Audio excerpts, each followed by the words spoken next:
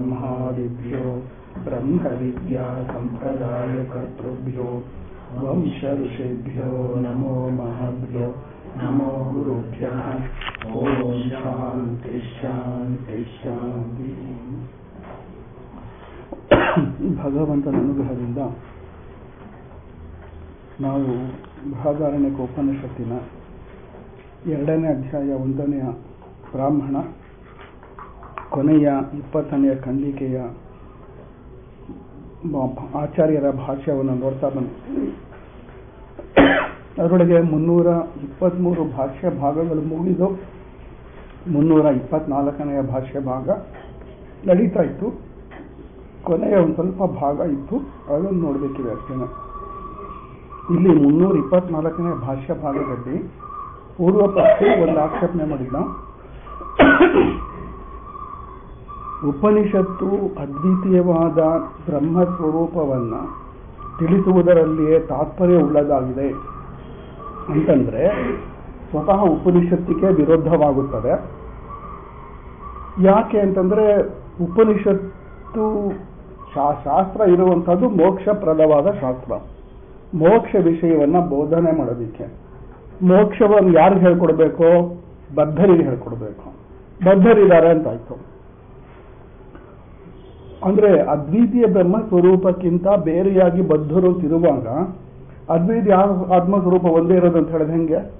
ಅಥವಾ ಆತ್ಮಸ್ವರೂಪ ಅದ್ವಿತೀಯ ಅಂತ ಹೇಳೋದಾದ್ರೆ ಹೆಂಗೆ? ಇವರು ಇದಾರಲ್ಲ. ಆ ಪ್ರಶ್ನೆಗೆ ಉತ್ತರವನ್ನು ಹೇಳಾಯ್ತು. ಈಗ ಅವನು ಇನ್ನೊಂದೇನು ಹೇಳಿದ ಅಂದ್ರೆ ಕರ್ಮಕಾಂಡಕ್ಕೆ ವಿರುದ್ಧವಾಯಿತು ಅಂತ. ಯಾಕೆಂದ್ರೆ ಕರ್ಮಕಾಂಡದಲ್ಲಿ ಕರ್ಮಗಳು ಅನ್ನೋದು ಅನೇಕ ಕಾರಕಗಳನ್ನು ಉಪಯೋಗಿಸಿ ನಡೆಯುವಂತಹದ್ದು. ಕರ್ತೃಕಾರಕ, ಕರ್ಮಕಾರಕ, ಕರಣಕಾರಕ, ಅಪಾದಾನಕಾರಕ, ಹೀಗೆಲ್ಲ ಕಾರಕಗಳೆಲ್ಲ ಬೇಕು. ಸಂಬಂಧ ಕಾರಕ ಅನ್ನೋದನ್ನು ಬಿಟ್ಟರೆ ಮಿಕ್ಕಿದೆಲ್ಲ ಕಾರಕಗಳು 6 ಕಾರಕಗಳು ಕೂಡ ಬೇಕಾಗಿರತ್ತೆ. ಆದ್ದರಿಂದ ಅದು ಅಂದ್ರೆ ಸಾಧ್ಯ ಸಾಧನ ಭಾವವನ್ನು ತೋರಿಸುವಂತಹ ಶಾಸ್ತ್ರವು ಅಪ್ರಮಾಣ ಅಂತ ಆಗ್ಬಿಡುತ್ತೆ. ವೇದಾಂತ ಶಾಸ್ತ್ರವೇ ಪ್ರಮಾಣ ಅಂತ ಒಪ್ಕೊಂಡ್ಬಿಟ್ರೆ ಕರ್ಮಕಾಂಡಕ್ಕೆ ವಿರುದ್ಧವಾಗಿದೆ. ಕರ್ಮಕಾಂಡ ಹೊರಟಿರೋದೇ ಅನೇಕತ್ವವನ್ನು ಇಟ್ಕೊಂಡು, ಆದ್ರಿಂದ ಅದರಲ್ಲಿ ಸ್ವತಃ ಅಪ್ರಮಾಣ ಏನೂ ಇಲ್ಲ ವೇದಾಂತದಲ್ಲಿರುವಂತೆ. ಆದ್ರಿಂದ ಇದು ಪ್ರಮಾಣ ಆಗ್ಲಿ, ವೇದಾಂತನೇ ಅಪ್ರಮಾಣ ಆಗ್ಲಿ ಅಂತ ಅವನು ಹೇಳಿದ್ದ. ಅಥವಾ ಇನ್ನೇನ ವೇದಾಂತಕ್ಕೆ ಇನ್ನೇನಾದ್ರೂ ಅರ್ಥ ಮಾಡಬೇಕು ಅಂದ್ರೆ ಬ್ರಹ್ಮೈಕತ್ವ ಪರ ಅಂತಲ್ಲ, ಉಪಾಸನಾ ಪರ ಮಾಡ್ಬಿಡ್ಬೇಕು ಅಂತ ಅವನು ಹೇಳಿದ್ದ. ಅದಕ್ಕೀಗ ಉಪನಿಷತ್ತು ವಿರೋಧ ಇಲ್ಲ, ಸ್ವಯಂ ವಿರೋಧ ಇಲ್ಲ ಅಂತ ತೋರಿಸಿದ್ರು. ಸ್ವಾರ್ಥ ವಿಘಾತಕ ಅನ್ನೋದಿಲ್ಲ ಅಂತ ತೋರಿಸಿದ್ರು. ಈಗ ಕರ್ಮಕಾಂಡದಲ್ಲಿಯೂ ಇಲ್ಲ ಅಂತ ತೋರಿಸೋದಕ್ಕೋಸ್ಕರ ಹೇಳ್ತಾ ಇದ್ದಾರೆ, ಅದ್ವಿತೀಯ ಆತ್ಮ ಸ್ವರೂಪವನ್ನು ಕಂಡುಕೊಂಡವನ ಬಗ್ಗೆ ಇರಲಿ.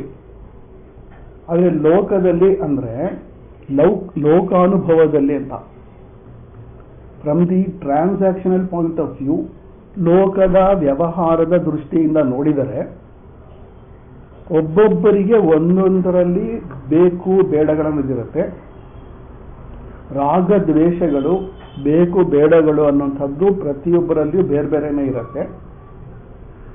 ಹೀಗಿರೋದ್ರಿಂದ ಅವರು ತಮ್ಮ ತಮ್ಮ ಬೇಕು ಬೇಡಗಳಿಗೆ ತಕ್ಕಂತೆ, ಆಸೆಗಳಿಗೆ ತಕ್ಕಂತೆ ಕರ್ಮಗಳಲ್ಲಿ ಪ್ರವೃತ್ತರಾಗ್ತಾರೆ.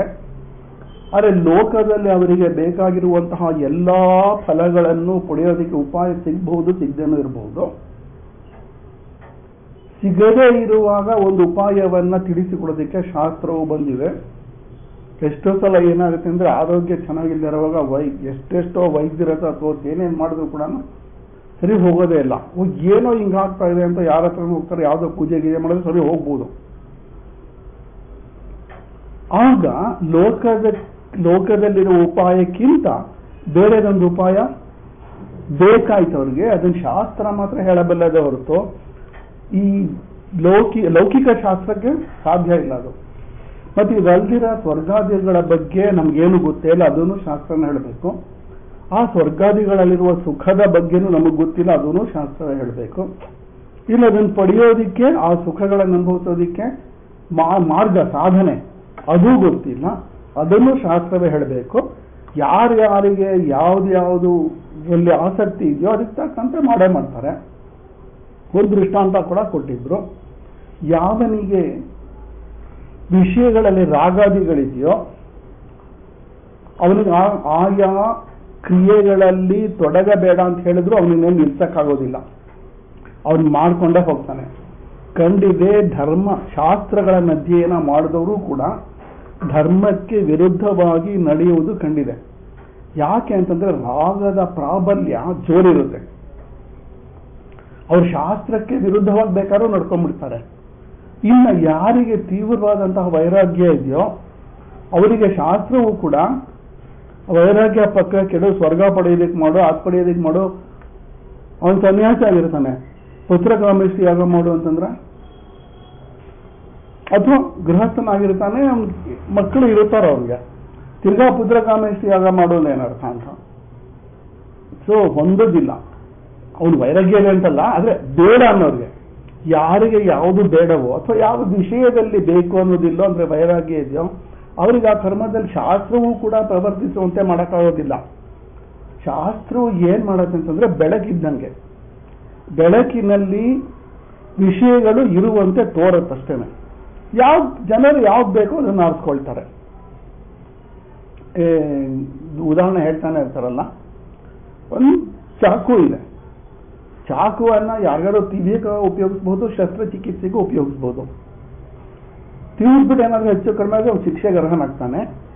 ಶಸ್ತ್ರಚಿಕಿತ್ಸೆಗೆ ಉಪಯೋಗಿಸ್ತಾ ಇದ್ದಾಗ ಅಕಸ್ಮಾತ್ ಹೆಚ್ಚು ಕಡಿಮೆ ಆದ್ರೂ ವೈದ್ಯನು ಶಿಕ್ಷೆಗೆ ಅರ್ಹನಾಗುವುದಿಲ್ಲ. ಯಾಕೆಂದ್ರೆ ಅವನ ಉದ್ದೇಶ ಒಳ್ಳೆ ಮಾಡೋದಾಗಿತ್ತು.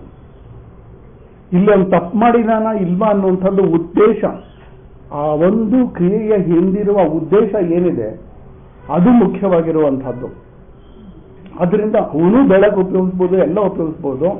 ಒಬ್ಬ ತಿವಿಯೋದಕ್ಕೆ ಅಂದ್ರೆ ಕೆಲಸಕ್ಕೆ ಉಪಯೋಗಿಸ್ಬೋದು, ಇನ್ನೊಬ್ಬ ಒಳ್ಳೆ ಕೆಲಸಕ್ಕೆ, ಜೀವಗಳನ್ನ ಕಾಪಾಡೋದಕ್ಕೂ ಕೂಡ ಉಳಿಸೋದಕ್ಕೂ ಕೂಡ ಉಪಯೋಗಿಸ್ಬೋದು. ಹಾಗೆ ಬೆಳಕಿನಂತೆ ಇರುತ್ತೆ ಅಷ್ಟೇ ಹೊರತುನು ಪ್ರವಾಹ ಇದೆಯಲ್ಲ, ಪ್ರವಾಹವು ಜೋರಾಗಿ ಬಂದು ಕೊಚ್ಕೊಂಡು ಹೋಗುವ, ಎಲ್ಲಾನು ಕೊಚ್ಕೊಂಡು ಹೋಗುವಂತೆ ಯಾರನ್ನು ಕೂಡ ಕ್ರಿಯೆಯಲ್ಲಿ ತೊಡಗಿಸೋದಿಲ್ಲ. ಪ್ರವಾಹವು ಬಲವಂತವಾಗಿ ಎಳ್ಕೊಂಡು ಹೋಗುತ್ತೆ ಎಲ್ಲಾನು ತನ್ನ ಆ ಸೆಳೆತದಲ್ಲಿ.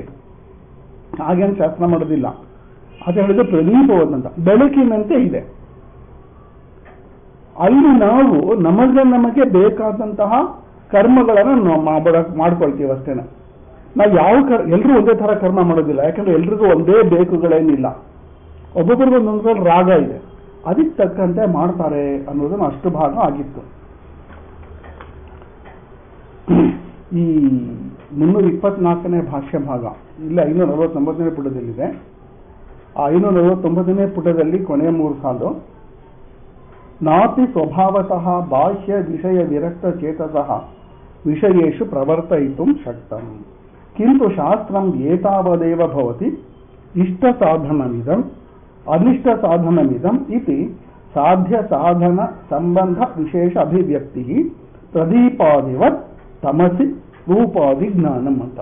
ಕತ್ತಲಿನಲ್ಲಿ ಬೆಳಕು ಬಂದಾಗ ಹೇಗೆ ಯಾವ ರೂಪ ಅಂತಂದ್ರೆ ವಸ್ತು, ಆಯಾ ವಸ್ತುಗಳ ತಿಳಿವಳಿಕೆ ನಮ್ಗೆ ಉಂಟಾಗುತ್ತೋ ಅದೇ ರೀತಿಯಲ್ಲಿ ಯಾವುದು ಇಷ್ಟಕ್ಕೆ ಸಾಧನ ಅಂದ್ರೆ ಬೇಕಾದದನ್ನು ಪಡೆಯೋದಕ್ಕೆ ಯಾವುದು ಸಾಧನ, ಬೇಡವಾದದ್ದನ್ನ ಬಿಡೋದಿಕ್ಕೆ ಯಾವುದು ಸಾಧನೆ, ಇವುಗಳನ್ನೆಲ್ಲ ಹೇಳಿದೆ. ಹೊರತು ನತು ಶಾಸ್ತ್ರಂ ನೃತ್ಯಾನಿವ ಬಲ ನಿವರ್ತಯತಿ ನಿಯೋಜಿವ. ಒಬ್ಬ ಯಜಮಾನನು ಬಲವಂತವಾಗಿ ತನ್ನ ಕೆಲಸ ಮಾಡುವವನನ್ನ, ಕೆಲಸಗಾರನನ್ನ ಕೆಲಸದಲ್ಲಿ ತೊಡಗಿಸುವಂತೆ ಶಾಸ್ತ್ರವು ಏನು ಬಲವಂತವಾಗಿ ಯಾರಿಗೂ ಏನು ಮಾಡೋ ಅಂತಲಾಗ್ಲಿ ಮಾಡಬೇಡ ಅಂತಲಾಗ್ಲಿ ಹೇಳೋದಿಲ್ಲ. ಹೀಗೆ ಮಾಡಿದ್ರೆ ಹೀಗಾಗತ್ತೆ, ಹೀಗೆ ಮಾಡಿದ್ರೆ ಒಳ್ಳೇದಾಗುತ್ತೆ, ಹೀಗೆ ಮಾಡಿದ್ರೆ ಕೆಟ್ಟದಾಗುತ್ತೆ ಹೇಳ್ಬಿಡುತ್ತೆ. ಅದಕ್ಕೆ ಬೆಳಕು ಇದನ್ನ ಹಾವು, ಇವಾಗ ಒಂದು ಚಾಕು ಇದ್ರೆ ಹೀಗೆ ಉಪಯೋಗ ಹಾಗೆ ಉಪಯೋಗಿಸು ಅಂತ ಏನು ಹೇಳೋದಿಲ್ಲ. ಅದು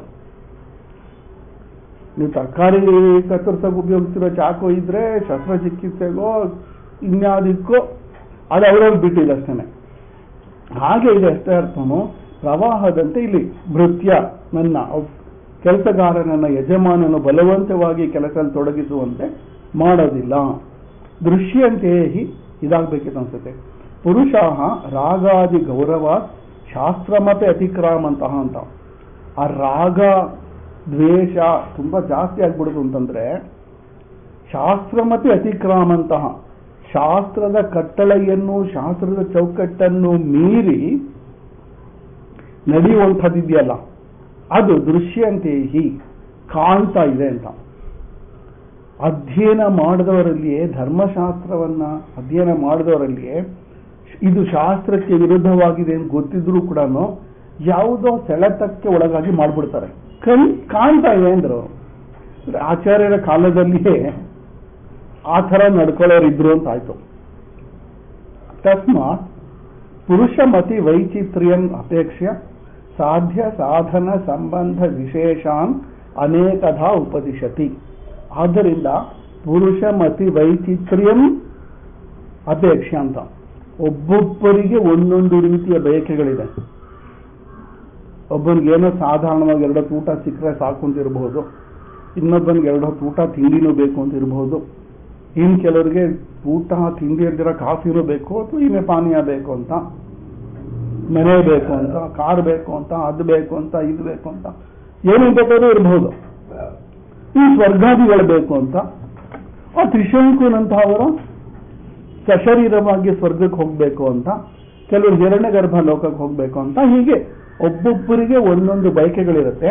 ಅದಕ್ಕೆ ತಕ್ಕಂತೆ ಆಯಾ ಸಾಧ್ಯ ಸಾಧನ ಸಂಬಂಧ, ಈ ಸಾಧ್ಯಕ್ಕೆ ಈ ಫಲಕ್ಕೆ ಈ ಸಾಧನೆ ಅಂತ ಹೇಳುತ್ತೆ. ಹೊರತುನು ಅದು ಸತ್ಯಾನ ಮಿಥ್ಯಾನ ಹೇಳಕ್ ಹೋಗೋದಿಲ್ಲ. ಯಾಕೆಂದ್ರೆ ಆ ಕ್ಷೇತ್ರವೇ ಅಲ್ಲ ಅದ್ರದ್ದು. ಈ ಸಾಧ್ಯ ಸಾಧನ ಸಂಬಂಧ ಅನ್ನುವಂಥದ್ದು ಉಪನಿಷತ್ತಿನ ಪ್ರಕಾರ ಮಿಥ್ಯಾ ಜಗತ್ತಿನಲ್ಲಿರೋದು, ಮಿಥ್ಯಾಭೂತವಾಗಿದೆ, ಅದೇ ಸತ್ಯ ಏನಿಲ್ಲ. ಆದರೆ ಕರ್ಮಕಾಂಡ ಅದನ್ನು ಹೇಳಕ್ ಹೋಗೋದಿಲ್ಲ. ಯಾಕಂದ್ರೆ ನಮಗೀಗ ಈಗಿರುವ ಈ ಸ್ಥಿತಿ ಇದೆಯಲ್ಲ, ಇದು ಮಿಥ್ಯಾ ಜಗತ್ನಲ್ಲಿ ಇದೀವಿ ಅಂತಂದ್ರೆ ಎಲ್ರಿಗೂ ಒಪ್ಪೇನಾಗೋದಿಲ್ಲ. ಕಷ್ಟಗಳು ಬಂದಾಗ ಕಷ್ಟ ಅನುಭವಿಸ್ತಾ ಇದ್ದೀನಿ, ಮಿಥ್ಯಾ ಅಂದ್ಬಿಟ್ರೆ ಹೆಂಗೆ ಅಂತ ಅನ್ಸುತ್ತೆ. ಅದಕ್ಕೆ ಭಗವಂತ ಹೇಳುವಾಗ ಮಾತ್ರ ಸ್ಪರ್ಶಸ್ತು ಕೌಂತೇಯ ಶೀತೋಷ್ಣ ಸುಖ ದುಃಖದ ಆಗಮಾಪಾಯಿನೋ ಅನಿತ್ಯ ತಾಂಸ್ತಿಕ್ಷಸ್ವ ಭಾರತ ಅಂತ. ಆಗಮಾಪಾಯಿಗಳು ಬಂದು ಹೋಗುವಂತಹದ್ದು. ಆದ್ರಿಂದ ತಡ್ಕೊ ಅಂತಂದ್ರೆ ಏನರ್ಥ, ಅಲ್ಲೇ ಮನಸ್ಸು ಏರುಪೇರಾಗದಂತೆ ನೋಡಿಕೋ ಅಂತ. ಯಾಕೆಂದ್ರೆ ಇವಾಗ ಏನೋ ಕಷ್ಟಗಳು ಬಂದ್ಬಿಟ್ರೆ ಏನ್ ಮಾಡೋದು, ತಡ್ಕೊಳ್ಳೇಬೇಕು. ಪ್ರಾಣಿಗಳು ಇವಾಗ ಚಳಿಗಾಲದಲ್ಲಿ ತುಂಬಾ ಚಳಿ ಆಗ್ತಾ ಇದ್ರು ಕೂಡ ಹೊರಗಡೆನೇ ಇರುತ್ತೆ, ಚಳಿ ಆಗ ಏನ್ ಮಾಡೋಕ್ಕಾಗೋದಿಕ್ಕೆ. ಬೇಸಿಗೆ ಕಾಲದಲ್ಲೂ ಕೂಡ ಗಾಳಿಗಳಿರಲ್ಲ. ಕೆಲವು ಸತಿ ನಾವೇ ನೋಡಿದಾಗ ನೀರುಗಳು ಸಿಗೋದಿಲ್ಲ ಅದಕ್ಕೆ, ಅವುಗಳಿಗೆ ಕುಡಿಯೋದಿಕ್ಕೆ ಮೇವುಗಳು ಸಿಗೋದಿಲ್ಲ ತಿನ್ನೋದಿಕ್ಕೆ. ಹಸುವಾದಾಗ ಅದ್ರ ಹಸು ನೋಡ್ಕೊಂಡು ಯಾರೇನ್ ಕೊಡ್ತಾರೆ, ಸಿಗ್ಬೋದು ಸಿಗದೆ ಇರ್ಬೋದು, ಅವರು ಅನುಭವಿಸಲ್ವಾ. ನಾವು ಅಷ್ಟೇನೆ ವೈದ್ಯರ ಹತ್ರ ಹೋಗ್ಬಹುದು, ಔಷಧಿ ತೊಳ್ಬೋದು, ತಕ್ಷಣ ಏನು ವಾಸಿ ಆಗೋದಿಲ್ಲ. ಅವ್ರು ಹೇಳ್ತಾರೆ 7 ದಿನ ಆಗುತ್ತೆ, ಏನೋ ಒಂದು ಕೋರ್ಸ್ ಅಂತ ಹೇಳ್ತಾರೆ, ಇಷ್ಟು ದಿನ ಆಗುತ್ತೆ ಅಂತ. ಅಷ್ಟಂತೂ ಮಾಡಲೇಬೇಕಾ. ಕೆಲವು ಸತಿ ಹೇಳ್ತಾರೆ ಏನು ಮಾಡೋಕ್ಕಾಗೋದಿಲ್ಲ, ಇಲ್ಲ ಟು ಮ್ಯಾನೇಜ್. ಜೀವನ ದುಡ್ಡಕ್ಕೂ ನೀವು ತಗೊಳ್ತಾನೆ ಇರ್ಬೇಕು, ಏನ್ ಮಾಡೋಕ್ಕಾಗತ್ತೆ ಅಂತ. ಹೀಗೆ ಅನಿವಾರ್ಯತೆಗಳಿರುತ್ತೆ. ಆಗ ತಡ್ಕೊಳ್ಳೋದು ಅಂತಂದ್ರೆ ಇನ್ನೇನ್ ಮಾಡೋಕ್ಕಾಗತ್ತೆ ಅಂತ ಹಂಗಲ್ಲ. ನಮಗೇನಾದ್ರೂ ಹೆಚ್ಚು ಕಡಿಮೆ ಆದ್ರೆ ಮನಸ್ಸು ಏರ್ಪೇರ್ ಆಗ್ಬಿಡುತ್ತೆ. ಆ ಏರ್ಪೇರ್ ಮಾಡ್ಕೊಳ್ಬಾರ್ದು ಅಂತ ಅಲ್ಲಿ ಆಚಾರ್ಯ ಬರೀತಾರೆ. ಈ ಸುಖ ದುಃಖಾದಿಗಳನ್ನು ಯಾವ್ದ್ರಿಂದ ಆಯ್ತದೋ, ಶೀತೋಷ್ಣ ಅಂತ, ಶೀತ ಉಷ್ಣ ಇತ್ಯಾದಿಗಳಂತ ಅರ್ಥ. ಪೇರ್ಸ್ ಆಫ್ ಆಪೋಸಿಟ್, ದ್ವಂದ್ವಗಳು ಅಂತ. ಶೀತ ಉಷ್ಣ, ಅದೇ ರೀತಿ ಸಿಹಿ ಕಹಿ, ಮಾನ ಅಪಮಾನ, ಜಯ ಅಪಜಯ, ಹೀಗೆ ಹುಟ್ಟು ಸಾವು, ಇವುಗಳಿಂದ ಸುಖ ದುಃಖಗಳು ಆಗ್ತಾ ಇರತ್ತೆ. ಇದು ಬರೀ ಆಗಮಾಪಾಯಿಗಳು, ಬಂದು ಹೋಗತಕ್ಕಂತಹವುಗಳು, ಟ್ರಾನ್ಸಿಯೆಂಟ್, ಹೋಗಿ ಬರೋದು ಅಷ್ಟೇನೆ ಅಂತ ಅಷ್ಟು ಮಾತ್ರ ಅಲ್ಲ. ನಾಸತೋ ವಿದ್ಯತೆ ಭಾವೋ ನಾಭಾವೋ ವಿದ್ಯತೆ ಸತಃ ಉಭಯೋರಪಿ ದೃಷ್ಟೋಂತಸ್ತನಯೋಸ್ತತ್ವದರ್ಶಿಭಿ ಅಂತ ಕೂಡ ಭಗವಂತ ಹೇಳ್ತಾನೆ. ನಿಜವಾಗಿ ನೋಡಿದ್ರೆ ಒಳಗಡೆ ಇರುವಿಕೆನೇ ಇಲ್ಲ, ತೋರಿಕೆ ಇದೆ, ಇರುವಿಕೆ ಇಲ್ಲ. ಹಗ್ಗವನ್ನ ಹಾವು ಅಂದ್ಕೊಂಡಾಗ ಹಾವಿನ ಇರುವಿಕೆ ಅನ್ನೋದು ಇರೋದಿಲ್ಲ ಅಲ್ಲಿ. ಅದು ಹಾವು ಅನ್ನುವಂಥದ್ದು ಮನಸ್ಸಿನಲ್ಲಿ ಹೇಳುವ ಪ್ರತ್ಯಯವೇ ಹೊರತು ವಸ್ತು ಏನಿಲ್ಲ, ವಸ್ತು ಹಗ್ಗನೇ ಇರೋದು. ಆದ್ರಿಂದ ಲೋಕದ ವ್ಯವಹಾರದ ದೃಷ್ಟಿಯಿಂದ ನಾವು ಹಾವನ್ನ ಮಿಥ್ಯ ಅಂತಲೂ ಹಗ್ಗವನ್ನ ಸತ್ಯ ಅಂತಲೂ ಹೇಳ್ತೀವಿ ಲೋಕದ ದೃಷ್ಟಿಯಿಂದ.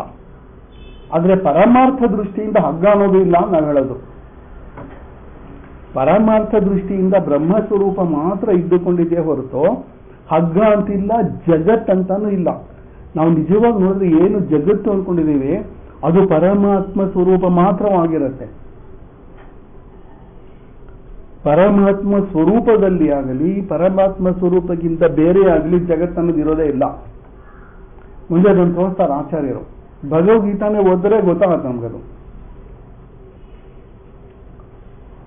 ಅದರಿಂದ ಇವುಗಳಿಗೆ ಭಾವ, ಇರುವಿಕೆ, ಬೀಯಿಂಗ್ ಅಥವಾ ಎಕ್ಸಿಸ್ಟೆನ್ಸ್ ಇಲ್ವೇ ಇಲ್ಲ. ಅಲ್ಲೇ ಆಚಾರ್ಯ ಬರುವಂಥದ್ದು ತಡೆದುಕೋ ಅಂತಂದ್ರೆ ಆಗಮಾಪಾಯಿಗಳು ಮಾತ್ರ ಅಂತಲ್ಲ, ಬರತ್ತೆ ಹೋಗುತ್ತೆ ಅಂತ ಮಾತ್ರ ಅಲ್ಲ, ಈ ಅಸ್ತಿತ್ವವೇ ಇಲ್ಲ ಅವುಗಳಿಗೆ. ಇವು ಯಾಕೆ ತೋರತ್ತೆ ಅಂದ್ರೆ ತಪ್ಪಿರುವಳಿಕೆ. ಯಾಕೆ ತಪ್ಪಿರು? ಹಗ್ಗನ ಯಾಕೆ ಹಾವು ಅನ್ಕೊಂಡಿ ಅಂತಂದ್ರೆ ಹಗ್ಗ ಗೊತ್ತಿಲ್ಲ. ಹಗ್ಗ ಅಂತ ಗೊತ್ತಿದ್ರೆ ಹಾವು ಅಂತ ಯಾರು ಅನ್ಕೊಳ್ತಾ ಇದ್ರು? ಕಪ್ಪೆ ಚಿಪ್ಪು ಅಂತ ಗೊತ್ತಿದ್ರೆ ಬೆಳ್ಳಿ ಅಂತ ಯಾರು ಅನ್ಕೊಳ್ತಾ ಇದ್ರು? ಯಾಕೆ ಬೆಳ್ಳಿ ಅನ್ಕೊಂಡೆ? ಕಪ್ಪೆ ಚಿಪ್ಪು ಅಂತ ಗೊತ್ತಾಗಲಿಲ್ಲ. ಗೊತ್ತಾದ್ಮೇಲೆ ಯಾರು ಬೆಳ್ಳಿ ಅನ್ಕೊಂತಾರೆ?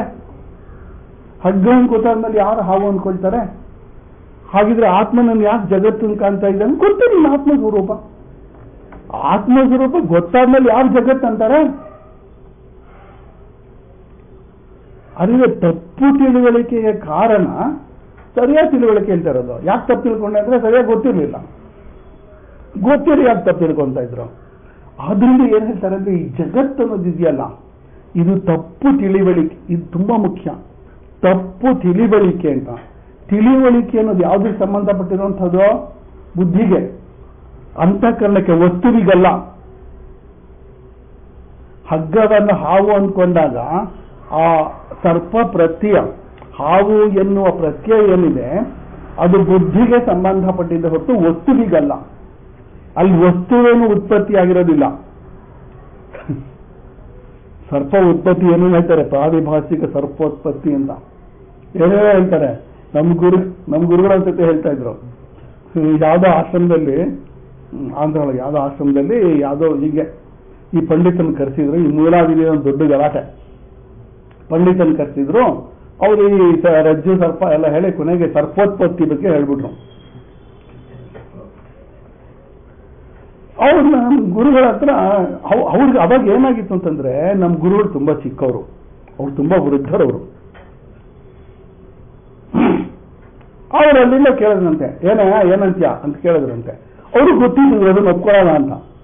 ಇವರು ಸಚ್ಚಿದಾನಂದ ಅಂದ್ರೆ ಸರಸ್ವತಿ ಸ್ವಾಮಿಗಳ ಶಿಷ್ಯರು, ಇದನ್ನು ಒಪ್ಕೊಳ್ಳೋದಿಲ್ಲ ಅಂತ ಗೊತ್ತಿತ್ತು ಅವ್ರಿಗೆ.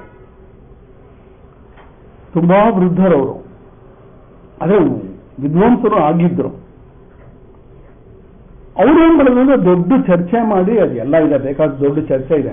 ಚರ್ಚೆ ಎಲ್ಲ ಮಾಡಿ ಸರ್ಪವು ಪ್ರಾತಿಭಾಸಿಕವಾಗಿ ಹುಟ್ಟುತ್ತದೆ ಅಂತ ಮಾಡಿದ್ರು. ಏನಂತೇವ ಅಂದ್ರು. ಇವ್ರು ಹೇಳಿದ್ರು, ಜನರೇನೋ ಆಯ್ತು, ಕಡ್ಲೆಗುಗ್ರಿನ ಕೊಡ್ಲಿಲ್ಲ ಅಂತ ಹೇಳಿದ್ರಂತೆ. ನಮ್ಮ ಮಗು ಊಟದಲ್ಲಿ ತೊಟ್ಲಾಕೋ ದಿನ ಕಡ್ಲೆಗುಗ್ರಿ ಕೊಡ್ತಾರೆ. ಇವಾಗೆಲ್ಲ ಹೋಗ್ಬಿಡಿ, ಯಾರಿಗೂ ಏನು ಗೊತ್ತೇ ಇಲ್ಲ. ಏನ್ ಮಾಡಿದ್ರು ಕೇಕ್ ತಂಬರೋದು, ದೀಪ ಹಚ್ಚೋದು, ಆರಿಸೋದು, ತಿನ್ನೋ ಅಷ್ಟೇನೆ. ಇದೆಲ್ಲ ನಮ್ಗೆ ಗೊತ್ತೇ ಇಲ್ಲ. ಇಲ್ಲೇ ಅವ್ರು ಏನ್ ಹೇಳಿದ್ರು ಅಂದ್ರೆ ಜನ್ಮೋತ್ಸವ ಆಯ್ತು, ಯಾವುದು ಸರ್ಪದ್ದು. ಕಡ್ಲೆಗುಗ್ರಿ ನಮ್ಮಲ್ಲೆಲ್ಲ ಕೊಡ್ತಾರೆ. ಹಂಗೆ ಒತ್ತು ಹುಟ್ಟೋದಿಲ್ಲ. ಆ ಕ್ಲಿಪ್ತ ಕಾಲದಲ್ಲಿ ಪ್ರಾತಿಭಾಸಿಕವಾಗಿ ಆದ್ರೂ ಸರ್ಪೋತ್ಪತ್ತಿ ಆಯ್ತೋ ಇಲ್ವೋ ಅಂತೇನರ್ಥ. ಅವ್ರ ವಾದ ಏನಂತಂದ್ರೆ, ಸರ್ಪದ ಉತ್ಪತ್ತಿ ಆಗದೆ ಹೋಗಿದ್ರೆ ಸರ್ಪ ಪ್ರತ್ಯಯ ಬರ್ತಾ ಇರಲಿಲ್ಲ ಅಂತ. ವಿಷಯ ಇಲ್ದಿರೋ ಹೋದ್ರೆ ಪ್ರತ್ಯಯ ಬರೋದಿಲ್ಲ ಅಂತ ಅವ್ರ ಲೆಕ್ಕ. ನಾನು ಹೇಳೋದು, ಯಾವ ಪ್ರತ್ಯಯ ಹೇಳತ್ತೋ ಅದಕ್ಕೆ ತಕ್ಕಂತೆ ವಿಷಯ ತೋರುತ್ತೆ. ಕನಸು ನೋಡ್ಕೊಳ್ಳೆ, ಕನಸಲ್ಲಿ ಯಾವ ವಿಷಯ ಇದೆ? ಪರ್ವತ ನೋಡ್ದಂಗೋ, ಸಮುದ್ರ ನೋಡ್ದಂಗೋ, ನೀವೇ ಆಕಾಶ ನೋಡ್ದಂಗೋ, ಇಲ್ಲ ಬದ್ರಿಗೆ ಹೋದಂಗೋ, ಕಾಶಿಗೆ ಹೋದಂಗೋ ಬಿದ್ರೆ ಅಲ್ಲಿ ಏನೇನ್ ದೃಶ್ಯಗಳನ್ನು ನಾವು ಕಾಣ್ತೀವಿ ಅದೆಲ್ಲ ನಿಜವಾಗಿ ಇದೆಯಾ? ಇಲ್ಲ ನಮ್ಮ ಮನಸ್ಸೇ ಅದನ್ನೆಲ್ಲ ಪ್ರೊಜೆಕ್ಟ್ ಮಾಡಿರೋದ, ಮುಂದೆ ತಂದು ತೋರಿಸ್ತಾ ಇರೋದ. ಬರೀ ಮನಸ್ಸು ಮಾತ್ರ. ಅದನ್ನು ಗೌಡಪಾದಾಚಾರ್ಯ ಹೇಳೋ ಎಚ್ಚರದಲ್ಲೂ ಹಾಗೇನೆ, ಮನೋದೃಶ್ಯಮಿದಂ ದ್ವೈತಂ ಯತ್ಕಿಂಚಿತ್ ಸಚರಾಚರಂ. ಚರಾಚರಾತ್ಮಕವಾಗಿರುವ ಈ ದ್ವೈತ ರೂಪವಾದಂತಹ ವಿಶ್ವ ಅನ್ನೋದಿದೆಯಲ್ಲ, ಬರೀ ಮನೋದೃಶ್ಯ. ನಾವು ತರ್ಕ ಮಾಡಿ ಪ್ರಾದಿಭಾಷೆ ಹೋಗ್ಬಿಟ್ಟಿದೆ ಅಂತ ಹೇಳ್ಬೋದು. ಅವಾಗ ನೀವು ಹೇಗೆ ಹೇಳ್ತೀರಾ ಅಂತ ಕೇಳ್ಬೋದು. ಬರೀ ಮನೋದೃಶ್ಯ ಅಂತ ಹೇಗೆ ಹೇಳ್ತೀರಾ? ಮನಸ್ಸಿಗೆ ಅಷ್ಟೊಂದು ಶಕ್ತಿ ಎಲ್ಲಿದೆ, ವಸ್ತು ಇರೋದ್ರಿಂದ ಅದಕ್ಕೆ ತಕ್ಕಂತೆ ಪ್ರತ್ಯಯಗಳು ಹೇಳ್ತಾ ಇರತ್ತೆ ಅಂತ ಹೇಳ್ಬೋದು. ಸುಲಭವಾಗಿ ಹೇಳ್ತಾರೆ, ನೋಡ್ಕೊಳ್ಳಿ ಅಂತ. ಮನಸ್ಸು ಹ್ಯಮನಿ ಬಾಧೆ ದ್ವೈತಂ ನೈವೋಪಲಭ್ಯತೆ. ಸುಷುಪ್ತಿಯಲ್ಲಿ ಮನಸ್ಸು ಅನ್ನೋದು ಇರೋದಿಲ್ಲ. ಏನು ಸಮಾಧಿಯಲ್ಲಿ ಮಾಡಬೇಕಾಗಿಲ್ಲ. ಅದಕ್ಕೆ ಮನಸ್ಸು ಅನ್ನೋದಿಲ್ಲದೆ ಇರುವಾಗ ದ್ವೈತವು ಯಾರಿಗಾದ್ರೂ ತೋರತ್ತಾ? ಸುಷುಪ್ತಿಯಲ್ಲಿ ಬೇರೆ ತೋರದೇ ಇರಬಹುದು, ನಂಗೆ ತೋರತ್ತೆ ಅಂತ ಹೇಳಕ್ ಆಗೋದಿಲ್ಲ. ಇದು ವಾದ ಮಾಡಕ್ಕೆ ಇಲ್ವೇ ಇಲ್ಲ. ಸುಷುಪ್ತಿ ಇದು ಎಚ್ಚರದಲ್ಲಿ ಅಥವಾ ಕನಸಿನಲ್ಲಿ ಸುಖ ದುಃಖಾದಿಗಳು ಒಬ್ಬೊಬ್ಬರು ಒಂದೊಂದು ಬೇರೆ ಬೇರೆ ಅಂತ ಹೇಳ್ಬಹುದು.